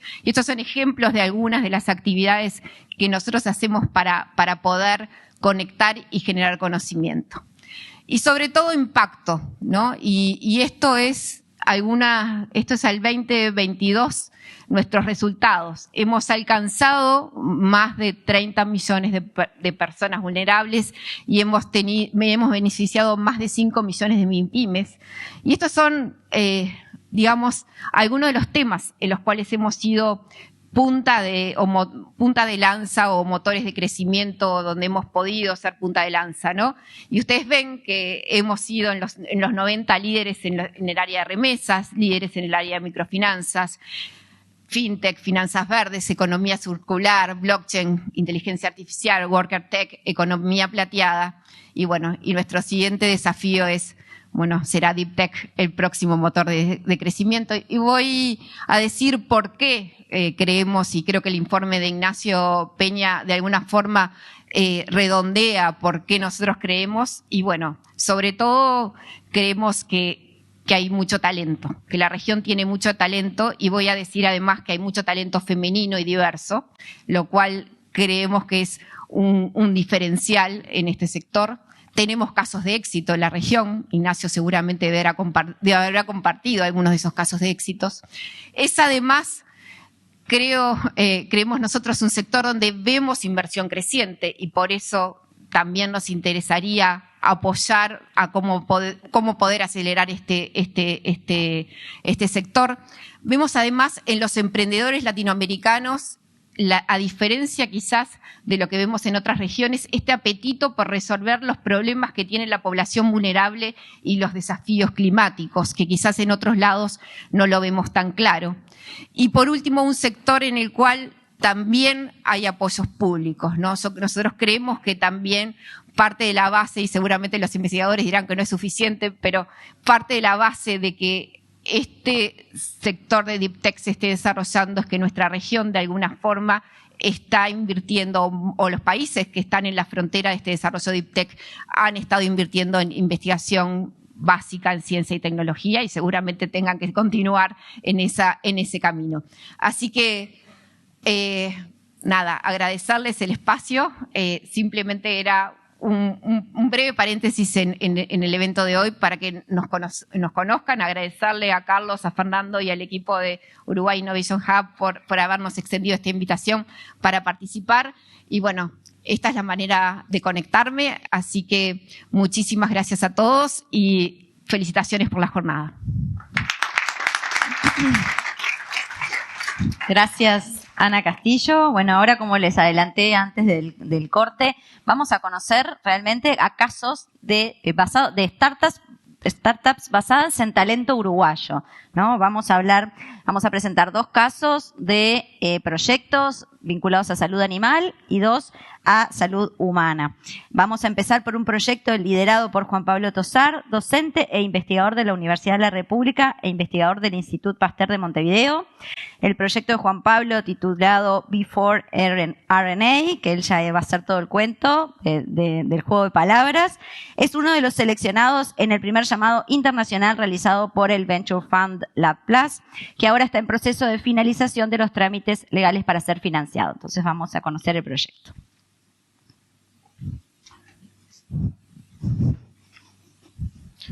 Bien, muchas gracias, Daniela, y bueno, por la invitación de estar presentando un poco lo que queremos hacer aquí. Perfecto, bien. Lo que pasa es que miraba a vos, pues, el presidente de la sala. Bueno, entonces un poco le queremos contar un poco lo que estamos queriendo hacer con esto de Before RNA para, como dice el nombre en inglés, intentar detectar el cáncer antes. Antes de eso, creo que es importante tener claro, digamos, quiénes somos y de dónde venimos, y mencionar que un poco esto que estamos queriendo hacer en Before se nutre y tiene sus raíces en los 2 laboratorios de investigación a los cuales pertenezco, en la Facultad de Ciencias de la Universidad de la República y en el Instituto Pasteur de Montevideo. Y lo que buscamos un poco es potenciar el trabajo de investigación, los hallazgos que producimos, para poder, digamos, valorizarlos y implementarlos para que puedan llegar a los usuarios finales, que es la gente. Entonces, como saben, el cáncer es un conjunto de enfermedades que pueden ser curadas cuando son detectadas en etapa temprana, en muchos casos. El problema es que eso no siempre ocurre. Y como científico que uno es, les tengo que mostrar alguna gráfica, pero prometo que va a ser la única. Y aquí vemos en el eje vertical, cuanto más alto, hay distintos tipos de cáncer, cuanto más alto, el mayor porcentaje de las veces ese cáncer se detecta en forma temprana, cuanto más bajo se detecta más tardíamente. Y en el eje horizontal, cuanto más a la derecha nos vamos, mayor sobrevida, y cuanto más a la izquierda, mayor mortalidad. Y en verde tenemos tipos de cáncer para los que existen métodos de detección precoz, métodos de detección antes de que la persona tenga síntomas, o métodos de tamizaje o screening en inglés. Y en rojo en los casos en los que no. Y lo que vemos es que cuando hay métodos de screening, de tamizaje, el cáncer se suele detectar en etapas tempranas y suele tener una alta sobrevida. Y cuando no lo hay, todo lo contrario. Y el cáncer de pulmón es un caso atípico, porque si bien hay una tomografía computada que en muchos países se recomienda como método de tamizaje, tiene escasa adhesión. O sea, la gente no adhiere a ese método de screening y por tanto se comporta como los tipos de cáncer para los cuales tenemos que buscar nuevas formas de detección temprana, porque sigue teniendo una alta mortalidad. Si podemos adelantar el diagnóstico del cáncer de pulmón con un test de este tipo, podemos aumentar la sobrevida de aquí de menos de un 25% a más de un 60%, lo cual en una gráfica son unos pocos centímetros, pero son millones de vidas, digamos, que cambian sin necesidad de cambios en el tratamiento. Entonces, un poco lo que apuntamos es a un test de sangre para la detección temprana del cáncer, como dije, basado en el estudio de los ARNs circulantes, ARNs que circulan por la sangre, pero no cualquier tipo de ARN, y ahora les voy a contar un poquito de esto. Ya hay otras empresas que trabajan en esto de la búsqueda de la detección temprana del cáncer basada en la secuenciación de ácidos nucleicos que circulan en la sangre. Alguna la presentó Nacho. La mayoría de ellas, hay que decir que trabajan estudiando el ADN tumoral, ¿sí? Buscando el ADN que circula por la sangre. Hay empresas grandes y constituidas en ese sentido. El problema con el ADN es que todas las células de mi cuerpo tienen el mismo ADN, ¿sí? Y las células tumorales, si uno tuviera un tumor, tienen también el mismo ADN que las células sanas, a excepción de unas pocas regiones. Entonces, las biopsias líquidas que buscan ADN tumoral buscan encontrar esas regiones de ADN que son distintas del ADN de las células sanas. Pero esto es como encontrar una aguja en un pajal, lo cual en términos técnicos quiere decir que tengo que secuenciar muy profundo para encontrar el ADN tumoral. En términos económicos quiere decir que de cada $100 que gasto en secuenciación, 99 se me van en secuenciar ADN sano, ¿sí? Eso hace que sean métodos un tanto costosos y difíciles de implementar. En cambio, el ARN es distinto en cada célula. No cada molécula, pero el perfil de ARN, el blend de ARNs es particular de cada célula y podríamos decir que es como la huella dactilar de cada tipo celular, y esto también incluye a las células tumorales, que tienen sus propios perfiles de ARN, eso es bien sabido. Lo que queremos buscar ahora son estas huellas dactilares en la sangre, secuenciando los ARNs más abundantes que circulan por la sangre, y esto de más abundante es importante. Buscamos luego, con herramientas, digamos, de clasificación que existen y que están bien desarrolladas, poder encontrar esa firma que es propia de las células tumorales. Y ustedes dirán, si esto tiene tanto sentido y el ARN tiene tantas ventajas, ¿por qué esto no se hace masivamente? Bueno, el ARN tiene un problema que es una molécula un tanto inestable. Y en la sangre en particular hay muchas enzimas llamadas RNasas que degradan el ARN. Entonces, durante mucho tiempo, digamos que todo el mundo pensó, bueno, el ARN libre en la sangre no puede haber, porque se degradaría de forma casi inmediata. Pero trabajos de nuestro grupo de investigación en los últimos 10 años han ido mostrando que existe una población de moléculas de ARN particulares que por su estructura son altamente resistentes a la degradación. Y están allí en la sangre de todos nosotros, solo que no las habíamos visto nunca antes. ¿Por qué? Porque si bien estos ARNs son resistentes a la degradación, sí reciben, como en la diapo anterior, cortes. Por tanto, son moléculas de ARN discontinuadas. No están discontinuadas. ¿Y por qué nadie las había visto antes? Porque para secuenciar un ARN yo necesito una enzima que copie toda la molécula. Y si pensamos en la analogía de un camioncito, esa enzima tiene que partir de una punta de la molécula y llegar a la otra. Ahora, cuando llega a la discontinuidad, es como si hubiera un puente que está roto, ¿sí? El camión no puede pasar y la molécula no se puede leer. Por eso estas moléculas que viajan por la sangre de todos nosotros, hasta ahora habían sido ignoradas hasta que publicamos este hallazgo a principios de este año. Y lo que desarrollamos es un método que, una vez que nos dimos cuenta de esto, permite reparar a estas moléculas de ARN, volviendo a estas moléculas que eran invisibles, ahora visibles para nosotros. El método de reparación del ARN y posterior secuenciación, ya tenemos la patente depositada en Estados Unidos y lo estamos expandiendo a otros países. Entonces, ¿qué es lo que estamos ya en proceso de hacer y vamos a seguir haciendo en el próximo tiempo? Es secuenciar un gran número de muestras de suero de personas sanas y de personas con ciertos tipos de cáncer, utilizando nuestro método para estudiar este tipo de moléculas que son bastante abundantes, estables, pero que solo pueden ser leídas con este método. Y así construir una base de datos que nos permite encontrar esa huella dactilar, esos perfiles propios de personas con cierto tipo de cáncer y que son distinguibles de personas sanas, para que luego venga una muestra desconocida, que queremos ver si tiene cáncer o no, y poder ver si clasifica de un lado o del otro. Entonces esta base de datos está siendo construida con este método que tenemos protegido. Esto es una barrera a la entrada, digamos, de posibles competidores. Pero una vez que tengamos la base de datos constituida para un cierto tipo de cáncer, la idea es liberar el método, porque como estos ARN son abundantes, pueden ser estudiados, secuenciados con tecnología que existe en los hospitales. Entonces lo que podríamos nosotros recibir es los datos. No tenemos por qué hacer la reacción de secuenciación nosotros. Y eso tiene algunas ventajas que aquí están resumidas. Por tanto, lo que apuntamos es a un método para la detección temprana del cáncer, no invasivo, libre de radiación, amigable para el usuario, que va a implicar menor profundidad de secuenciación que otras biopsias líquidas disponibles, y esto esperamos que mejore la performance analítica del método, por distintas razones que luego podemos hablar, que baje los costos por corrida, y también esto es compatible con el diagnóstico descentralizado.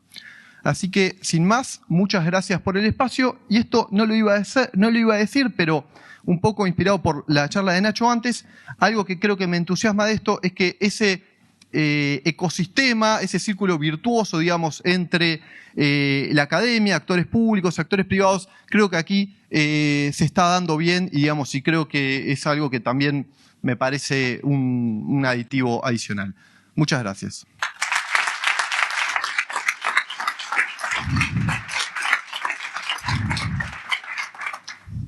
gracias. Vamos a recibir ahora el próximo speaker. Vamos a poder tener una tanda de preguntas quizás después de las dos presentaciones de los proyectos vinculados a salud humana, por si alguien quiere hacer alguna pregunta. Ahora es el turno entonces de Pia Garat, ingeniera en biotecnología y fundadora y CEO de Eolofarma. Esta startup, impulsado por investigadores de la Universidad de la República y del Instituto Pasteur de Montevideo, se dedica al desarrollo de fármacos para la prevención y tratamiento de la obesidad y sus complicaciones metabólicas, como la diabetes tipo 2. Y el caso de Pharma también es de destacar porque es la primera startup uruguaya en alcanzar el hito nacional, que es partir de un conocimiento generado en un laboratorio y llegar a fase 1 en humanos, que en este momento está transitando. Así que, bueno, Pia nos va a contar este caso.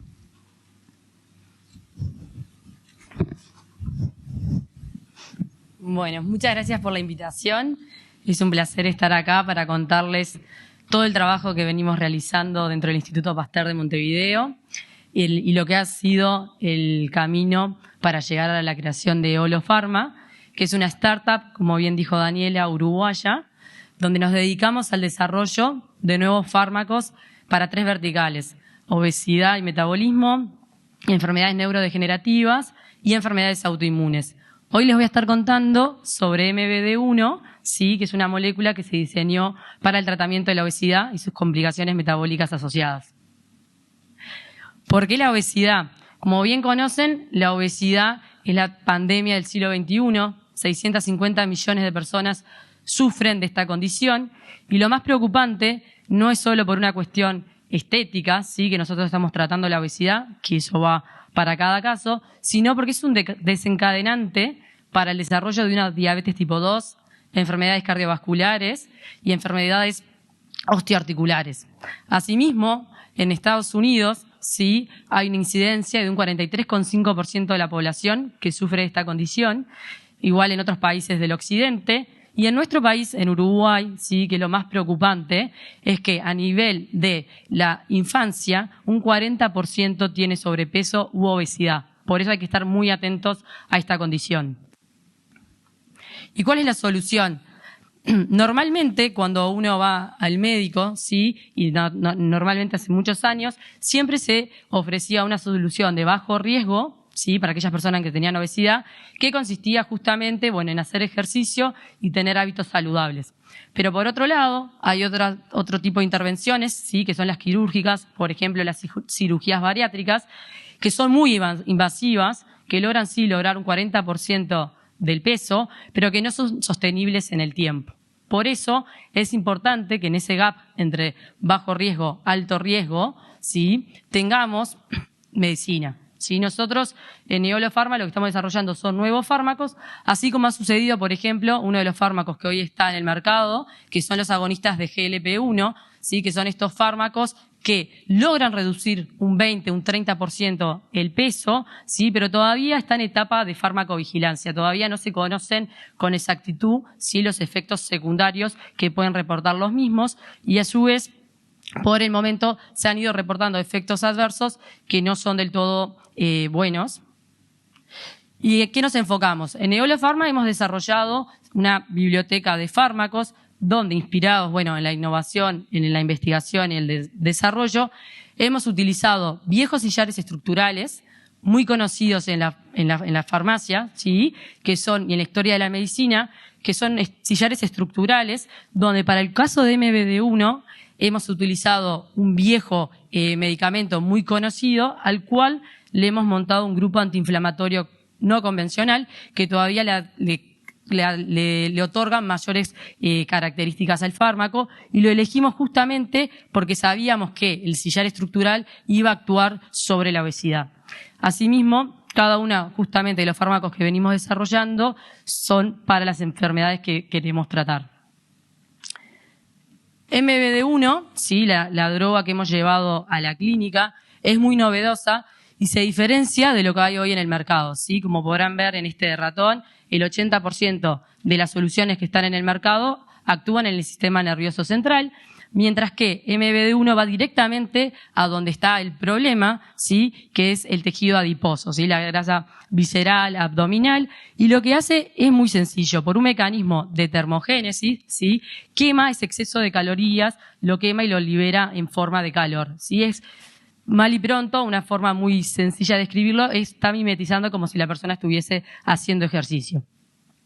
Es de administración oral, tenemos 3 familias de patentes en Eolo Pharma, y lo que estamos haciendo también es desarrollar nuevos análogos, nuevas generaciones de este fármaco. Y bueno, lo que ya comentamos es que se encuentra en fase 1. Si la fase 1, como a lo mejor pueden conocer, está fase 1, fase 2, fase 3. En la fase 1 lo que estamos estudiando es que el fármaco es seguro y a su vez, con el equipo de investigación, viendo los resultados en la parte preclínica, nos atrevimos a ir un pasito más y justamente estamos estudiando algunos biomarcadores que lo que nos dicen estos biomarcadores es si inicialmente este fármaco, ¿sí?, tiene un efecto beneficioso para la salud, ¿sí? Por ejemplo, reducir peso, reducir el nivel de triglicéridos en los pacientes o, por ejemplo, reducir los niveles de glicemia. Acá les traemos algunos resultados donde pueden ver ratones que fueron administrados, ¿sí? Están bajo una alimentación de un periodo de 5 semanas, una alimentación rica en grasas, y a partir de la semana 5ª le empezamos a dar la línea que está en negro, pueden observar que es cuando los animales continúan en su dieta rica en grasas, mientras que la línea que está en rojo está representando en el momento que se inicia la administración con MBD1, que estos animales en 3 semanas logran perder un 30% de su peso. A su vez, acá no lo traemos, pero también hemos visto que tiene efectos beneficiosos sobre otros indicadores metabólicos, como es, por ejemplo, la resistencia a la insulina. ¿Y cuál ha sido el camino? Cuando comenzamos trabajando en Eolo Pharma, nos parecía, la verdad, que un sueño, sí, muy atrevido por parte de los investigadores y el equipo fundador, pensar que MBD1 iba a llegar a la clínica. Pero para ser muy, muy honestos, nos atrevimos a soñarlo y la verdad que lo pudimos conseguir. Pero ese camino no fue para nada fácil y ahora se los voy a estar contando un poco. Ya desde 2012, el equipo científico, liderado por Carlos Battiani, Carlos Escande y Virginia López, venían desarrollando distintos fármacos, pero que tuvieron que pasar por este proceso que ahí lo representamos con un embudo, donde inicialmente de 10.000 potenciales fármacos, uno es que llega al mercado. Entre 2012 y 2016, entonces, vino toda esta parte de investigación y desarrollo. En 2016 conocimos que, hoy nombraron a CITES, una incubadora en Argentina, que nos dio nuestro primer financiamiento de $679.000, que fue fundamental para seleccionar de ese pool amplio de moléculas que teníamos, seleccionar cuál era la que mejor funcionaba para el caso de la obesidad. Lo seleccionamos, se estudió su eficacia, y muy importante, se estudió su mecanismo de acción, que este que les estaba contando, ¿sí?, de termogénesis. Acá lo relevante, que creo que es importante destacar, es que inicialmente se había desarrollado como un antiinflamatorio. Y el equipo, liderado por Carlos, logró identificar que el fármaco, cuando se le agregó el grupo antiinflamatorio, tenía una nueva función, ¿sí?, que en vez de ser antiinflamatorio, como se había pensado y se había diseñado inicialmente, tenía esta función de termogénesis, que es muy atractiva para toda la industria farmacéutica y están persiguiendo este mecanismo de acción. Una vez que se identificó el fármaco, que el equipo estaba seguro, se pasó a la etapa que yo creo que fue la más difícil, donde fue muy necesario contar con asesores internacionales, que tuvimos que buscar hasta que encontramos, a Silvina García Rubio, uruguaya, que hoy está en Estados Unidos, para poder conseguir esa tan conocida aprobación, ya sea de la FDA, en nuestro caso de la TGA, que es la agencia regulatoria en Australia, para poder pasar a humanos. Entonces, esta etapa muy larga consistió, en conocer todos los métodos analíticos para identificar el fármaco. Tuvo una parte muy, muy engorrosa de lo que son los controles de manufactura química y escalado. En el laboratorio se hace a escala pequeña, pero después nosotros lo necesitamos en un lote, por ejemplo, de 5 kilos. Y a su vez, todo lo que eran los estudios de farmacología y toxicología. Para eso fue necesario, cerrar una segunda ronda de inversión de $2.700.000, que fue liderada con Paul Elvers, que está acá hoy en la audiencia. Y una vez que terminamos todos estos estudios, a su vez trabajamos con un experto en Italia, que se llama Claudio Pietra, quien fue el que nos fue guiando Todos estos estudios fueron tercerizados a distintas CDMOs, que son empresas que se contratan justamente para que vayan avalando cada una de estas etapas. Fue que finalmente conseguimos la aprobación de Australia para iniciar el estudio clínico. ¿Sí? ¿Por qué elegimos Australia? Elegimos Australia, si bien teníamos la oportunidad de hacerlo en Estados Unidos, por dos motivos fundamentales. Uno, para mí que es el principal, es porque tiene una población, sí, está en el top 10 de países que tienen obesidad. Entonces, para el reclutamiento, para ver esta pequeña prueba de eficacia que estamos haciendo hoy día, necesitábamos un pool de pacientes, sí, porque uno dice voy a hacer un estudio clínico, pero después necesitas participantes que vayan y que estén dispuestos a tomar el fármaco. Y a su vez era muy importante para nosotros este beneficio que hay a nivel de país, sí, que te devuelven de cada dólar que uno está invirtiendo el 43,5%. Sí, entonces esto para nosotros era muy importante, además de la agilidad, ¿no? Porque uno cuando está en una startup corren los tiempos, corren muy rápidos, y la verdad que el proceso de aprobación para estudiarlo en humanos fue muy rápido, ¿sí? Nosotros iniciamos, obviamente teníamos miedo de, bueno, si esto que decían que era muy rápido se cumplía, y podemos dar fe que es así. Es muy rápido iniciar los estudios clínicos en Australia, y justamente para esta etapa, sí, que hoy venimos trabajando con cerca de 40 voluntarios en la parte clínica, necesitamos cerrar otra nueva ronda de inversión por $3 millones. ¿Y cómo es el estudio clínico? Que la verdad que creo que para todo el equipo de Olo es un gran orgullo poder estar presentándolo acá. La primera etapa es un fase 1A o un single ascending dose. Lo que se hace es, se probaron 3 dosis diferentes, una única dosis, a estos 3 grupos que pueden observar, cohorte 1, cohorte 2 y cohorte 3, y lo que se hace se va incrementando con un primer pool de personas, ¿sí? Voluntarias, saludables, ¿sí? Se prueban esas 6 personas, si el fármaco en una dosis, por ejemplo, de 400 miligramos, se prueba si es seguro.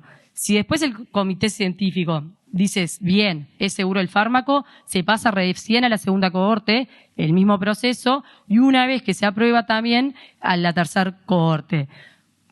Podemos estar muy, muy contentos que, bueno, que en Eolo logramos atravesar esta etapa, nos fue muy bien, y eso fue lo que nos llevó a ir a la segunda etapa, que es el fase 1B o multiple ascending dose.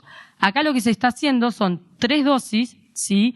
Pero con una gran diferencia al estudio anterior, ¿sí? Que es, en vez de una única administración, se hace una administración sucesiva durante 15 días, ¿sí? Un primer grupo recibe una dosis, que ya se usa la información del single ascending dose, y en ese primer grupo, durante 15 días, ahora son 8 voluntarios, se les da el fármaco, en nuestro caso es de mañana y de noche, y durante esos 15 días se va, bueno, exhaustivamente se los estudia, se va observando si no tiene ningún efecto adverso, y en nuestro caso lo que quisimos hacer, que fue un poco atrevido si se quiere, pero que la verdad que estamos muy contentos por haber tomado esta decisión, es que estamos haciendo un target engagement, ¿sí? Para los que no conocen qué es, estamos viendo si efectivamente lo que decimos que hace la molécula, el camino que está siguiendo de termogénesis, si efectivamente lo que vimos en ratones se está reproduciendo en humanos, ¿sí? Que esto le agrega un valor muy importante al fármaco a la hora de hablar con las empresas farmacéuticas. Entonces, hoy en día podemos decir que nos encontramos en el primer grupo, en la cohorte 1, con la primera dosis de 15 días, que ya ha terminado, o sea que puedo respirar con este grupo, y después de que, bueno, que el Safety Review Committee dé el OK, es que vamos a pasar al segundo grupo y así sucesivamente con el tercer grupo. Así que yo creo que ya para esta semana vamos a poder ver los resultados en los otros biomarcadores de reducir glicemia en ayunas, triglicéridos, ácidos grasos libres en el correr de esta semana. ¿Y cuál es el desarrollo de negocios? Porque hasta acá, bueno, venimos comentando todo lo que fue el desarrollo que venimos trabajando desde 2012, ¿sí? El equipo de investigación. ¿Cuál es el fin de todo este desarrollo? Nuestro objetivo es que para comienzos de 2024, lograr comercializar el fármaco. ¿Qué quiere decir esto? No vamos a ser desde Olo los que lo vamos a impulsar y llevar al mercado, sino que justamente nos vamos a hacer un partnership con una empresa farmacéutica que ya tenga el expertise en llevar el fármaco del fase 1 al mercado, ¿sí? Para eso vamos a hacer un acuerdo de sublicenciamiento.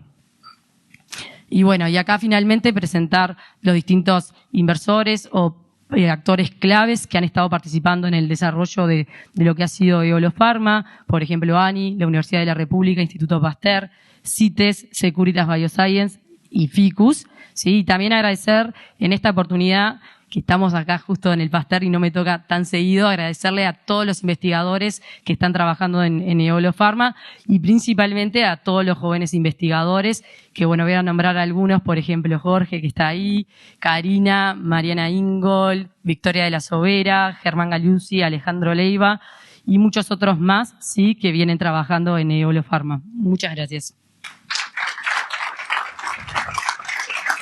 Gracias. Gracias, Pía. Bueno, estamos un poquitito desfasados, entonces vamos a dejar las preguntas quizás para el final. Igual, por supuesto, los investigadores están aquí para posterior al evento. Ahora vamos a dar paso entonces al bloque de salud animal. El primer expositor va a ser Matías Machado, investigador del Instituto Pasteur de Montevideo y cofundador junto a Agustín Correa, que es otro investigador del instituto, del proyecto que lleva el nombre Scaffold Biotech. Este proyecto, también seleccionado en el primer llamado internacional del Lab Plus, propone una novedosa plataforma que usa herramientas de inteligencia artificial e ingeniería de proteínas para generar vacunas innovadoras para enfermedades animales. Entonces, Matías, adelante. ¿No? Perfecto. Bueno, gracias por la oportunidad para presentar. Yo un poco lo que les voy a comentar es acerca de esta startup que estamos iniciando acá en el instituto con Agustín Correa y que surge esencialmente de la conjugación de dos expertices. Por un lado la mía sobre bioinformática y biología computacional y por otro lado la de Agustín sobre lo que es producción de proteínas, bioquímica y biofísica de las mismas. Y aparte se nutre de una pasión que tenemos justamente como por las proteínas como herramientas para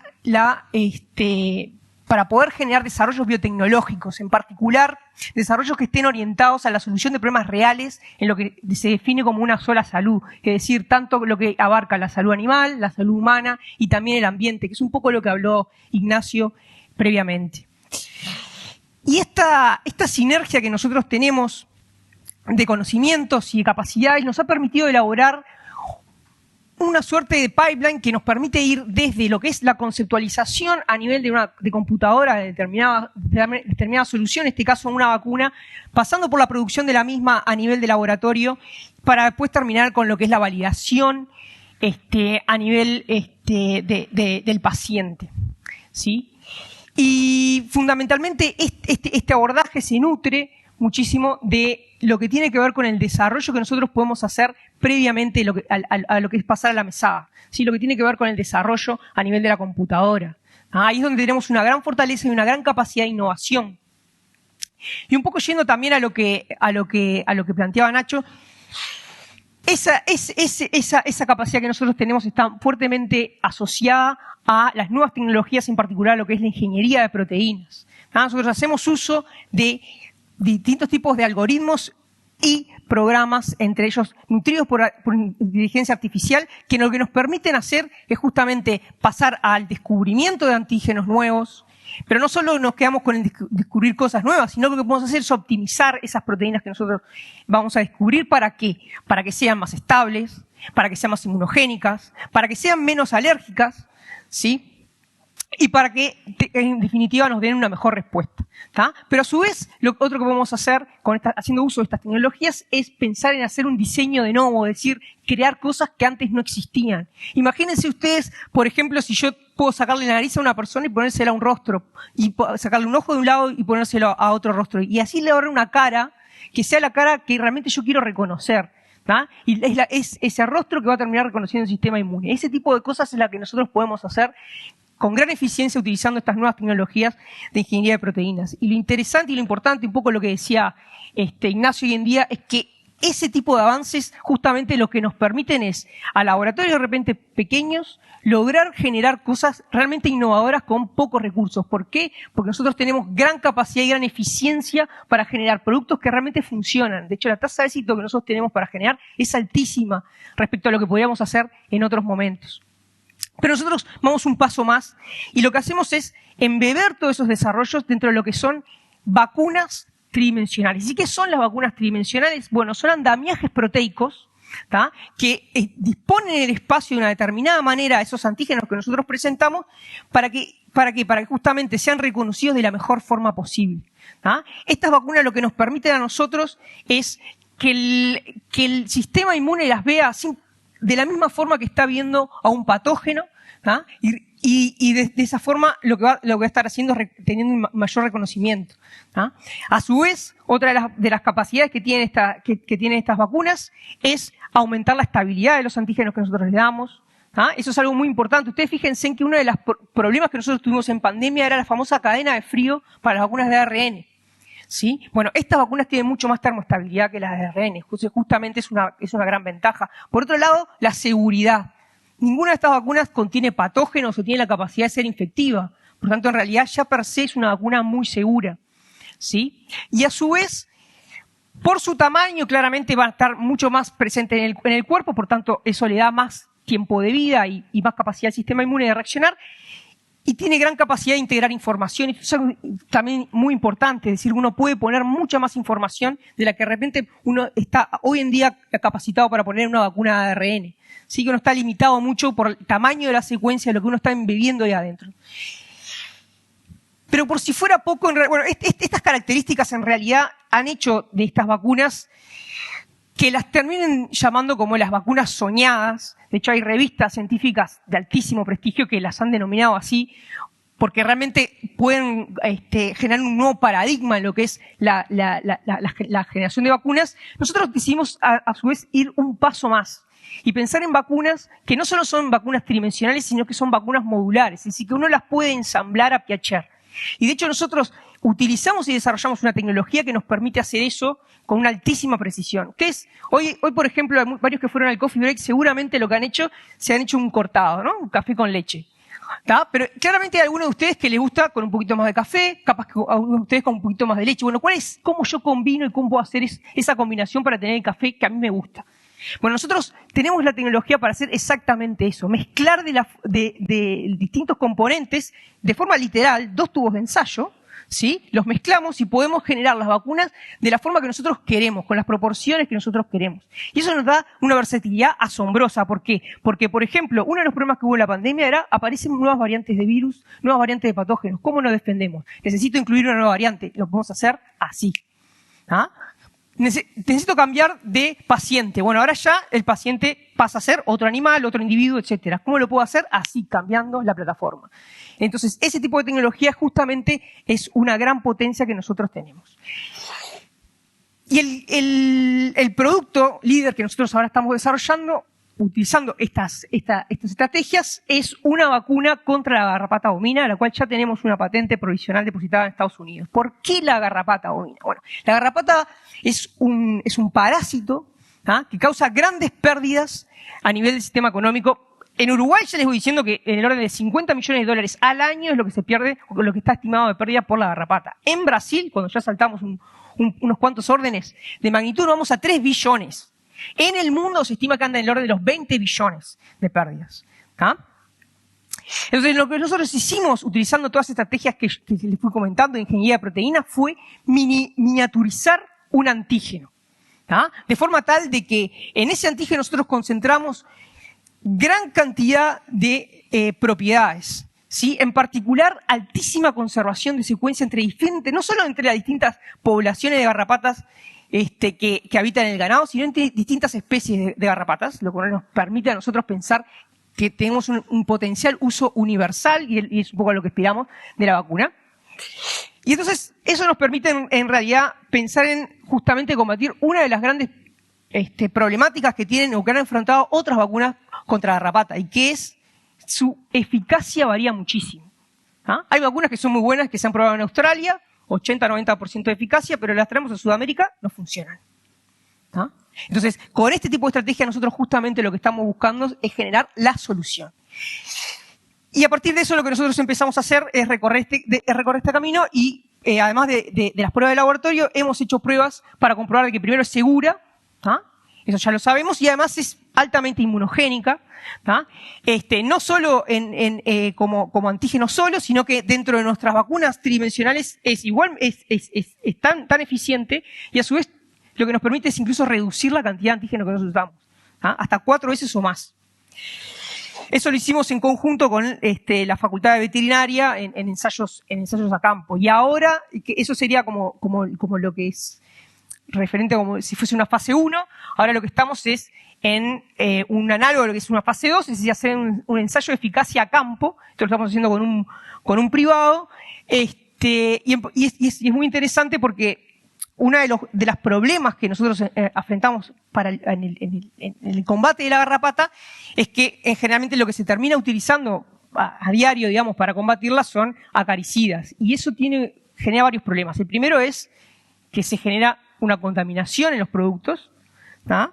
O sea, puede eventualmente generar una contaminación a nivel de la carne, la leche, etcétera, a nivel del ambiente, ¿tá? Y lo otro también es que se genera multiresistencia, es decir, nuestras garrapatas empiezan a poder combatir esas acaricidas, entonces generamos super garrapatas. ¿Tá? En este campo en el que nosotros estamos trabajando hay problemas de multiresistencia, y por eso es un poco también lo elegimos como una prueba de concepto. Por ahora están desarrollando esos experimentos, vienen muy bien, por lo menos estamos muy contentos con los resultados que vamos teniendo ahora. Esperamos a principios de año que viene ya tener resultados más confirmatorios que nos permitan ir hacia una etapa de registro, digamos, a nivel de las autoridades de salud pública, de acá, del MEGAP. Así que bueno, es un poco más o menos lo que queríamos contarles de lo que estamos en esta startup. Gracias.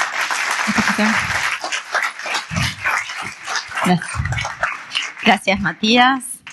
Bueno, y ahora para cerrar ya la actividad de hoy, vamos a recibir a Laura Mació, bióloga y ¿dónde está Laura? Acá. Bióloga y emprendedora en agrotecnología y biotecnología.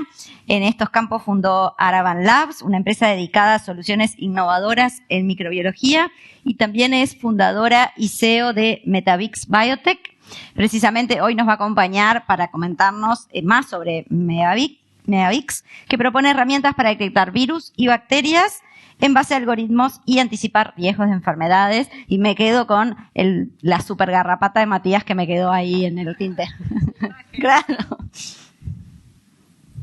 Bueno, muy buenos días. Muchas gracias por la invitación a los organizadores. Un placer, la verdad, estar por acá y ver tantas caras conocidas y queridas, además, que no es menor. Bueno, en un mundo post-pandemias, y justamente más en esta casa, todos comprendemos el impacto que puede tener un solo patógeno en la vida de la humanidad tal y como la conocemos.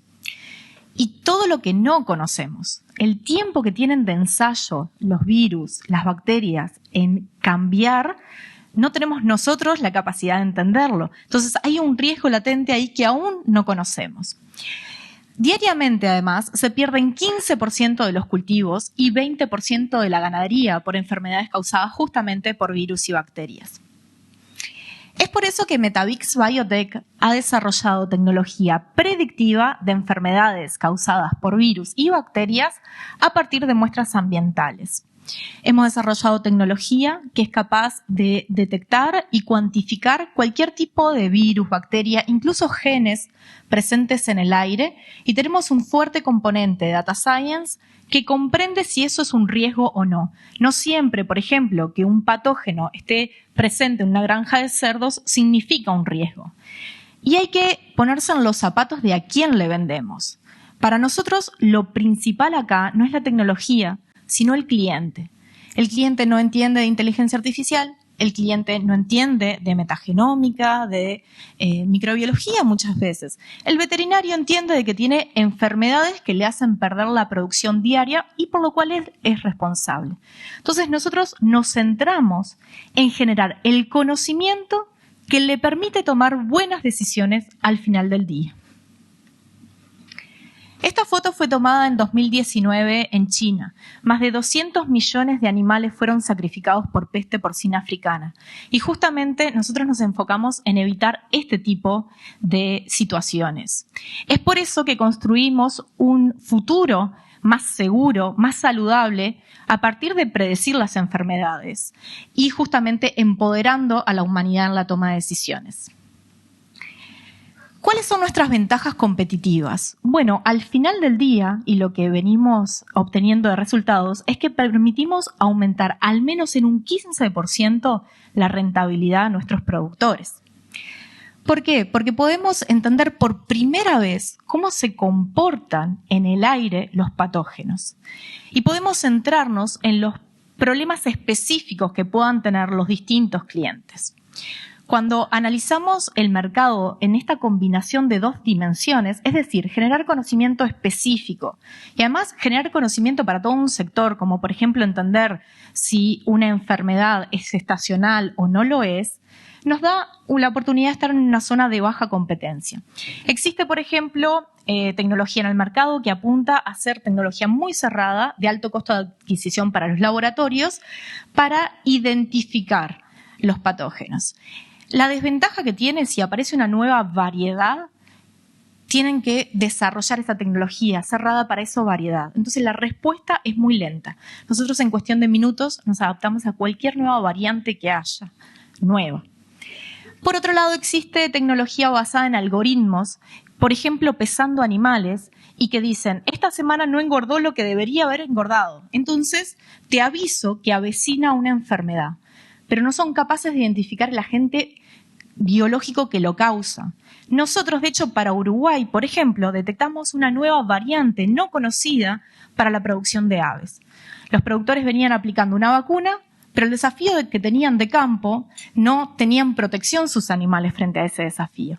Esto permite a los productores tomar medidas a corto plazo y registrar la vacuna correcta, es decir, proteger todos sus futuros lotes de producción de reproductoras. De ahí engorde. Esto nos coloca en un mercado total de 180 de miles de millones de dólares. Esto está calculado como el 2% del costo de estos segmentos únicamente. Producción animal, cultivos, industria alimentaria, que es lo que hoy invierten en evitar riesgos microbiológicos. Pero el problema que tenemos, sin contar salud humana a nivel global, es de más de 600 miles de millones de dólares. Nuestra estrategia es primero posicionarnos en lo que es la producción animal, luego cultivo, ya tenemos los primeros resultados con botrytis a nivel ambiental, luego industria alimentaria y por última salud humana. Estamos desarrollando indicadores de cómo aumentan la resistencia antimicrobiana en granjas. Estamos desarrollando indicadores, no me refiero solo a la detección, sino a entender qué significa eso, de cómo van apareciendo genes de patogenicidad en ambientes. Imaginen esto controlando aeropuertos, centros de salud. Esto, nuestro último fin, sin duda, que es llevarlo a salud humana. Tenemos una sólida estrategia de propiedad intelectual, tenemos 2 patentes solicitadas, una del dispositivo, otra que es el concepto de presión de infección ambiental, es un método para medir la cantidad de patógeno que tiene que haber en el aire para que comience un proceso de infección en los animales, y tenemos una tercera patente para presentar antes de fin de año. Pero combinamos eso con marca, con posicionamiento de marca en estos nichos y además con secreto industrial, especialmente para la parte de algoritmos. Esto nos ha permitido ponernos en un modelo de negocio que es un SaaS B2B, es decir, algo que nos desvelaba es escalar rápidamente y cómo lográbamos la fidelización justamente del cliente. Si bien hay dispositivos involucrados, estos están pensados desde un inicio, por ejemplo, esto se produce todo en Uruguay, salvo los motores que vienen del extranjero. Acá cuesta menos de $500 producirlo y todos quienes estamos en producción en Uruguay sabemos lo caro que es. Mañana precisamos producir en Brasil, en Estados Unidos, desarrollamos proveedores locales, se le mandan los archivos, los imprimen, los ensamblan y listo. No hay una logística de envío de aspectos reglamentarios o regulatorios asociados. Sin embargo, pensamos que al inicio el modelo de negocio venía por vender los equipos y entendimos que los equipos son solo un medio para. Como decíamos hoy, lo importante es lo que le preocupa al cliente y el cliente lo que necesita es entender cuándo tiene un riesgo o no. Entonces, las otras herramientas de desarrollo y de propiedad intelectual han ido enfocándose hacia eso. Tenemos algunos socios locales, se destaca Growken, que tiene 45% del mercado avícola en Argentina, presencia en Brasil, Bolivia, entre otros países, usuarios relevantes como Bimbo, la Universidad de Minnesota, con quien estamos haciendo las primeras pruebas para PIRS, una enfermedad que solo en Estados Unidos afecta a $800 millones anuales. Tenemos clientes de compra recurrente, entre ellos una multinacional presente en 18 países. Iniciamos la semana pasada la operación en Ecuador, nuestro tercer país en operación. Al momento hemos monitoreado el ambiente donde se alojan más de 24.000 cerdos y más de 500.000 de aves. Y esos son los datos que nos han podido ir desarrollando las validaciones y los algoritmos. Alguno de los testimonios permite evitar surgimiento de brotes, aumentar la rentabilidad, entre otros. Iniciamos operaciones en julio del año pasado. El año pasado largamos nuestro primer mínimo producto viable. Hoy ya tenemos 2 a nivel comercial.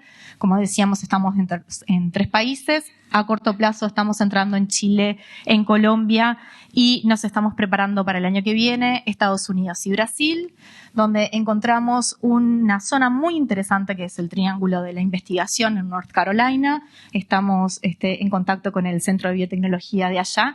Están muy interesados en Latinoamérica, especialmente en venir a visitar, saben lo importante que es para la seguridad alimentaria Latinoamérica y a veces nosotros no somos del todo conscientes de ello.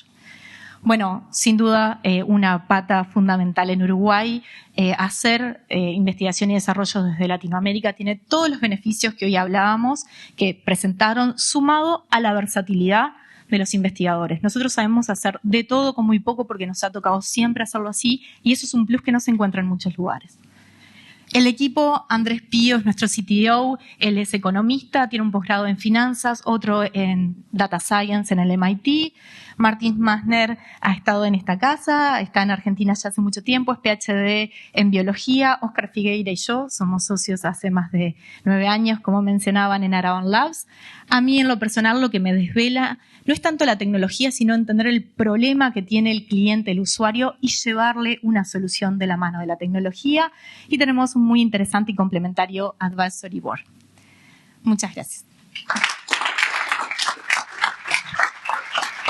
Gracias. Gracias, Laura. Bueno, y llegamos al final. Muchísimas gracias a todos desde el Instituto. Nos resta nada más que agradecer a todos los que nos acompañaron. Esperamos que les hayan interesado todas las charlas que nos mostraron el panorama desde la región hasta, bueno, los casos uruguayos. Recuerdo de nuevo, este Innovation Forum es la segunda edición de una iniciativa que está impulsada por todos estos instituciones, que las voy a leer porque siempre pasa que uno se olvida de alguna. Ministerio de Industrias, la Agencia Nacional de Innovación, el Laboratorio Tecnológico, New Lab, Uruguay 21 y el Instituto Pasteur de Montevideo, que nuevamente les agradece entonces a todos por venir. Hasta la tercera edición, que seguro va a haber otra. Vale.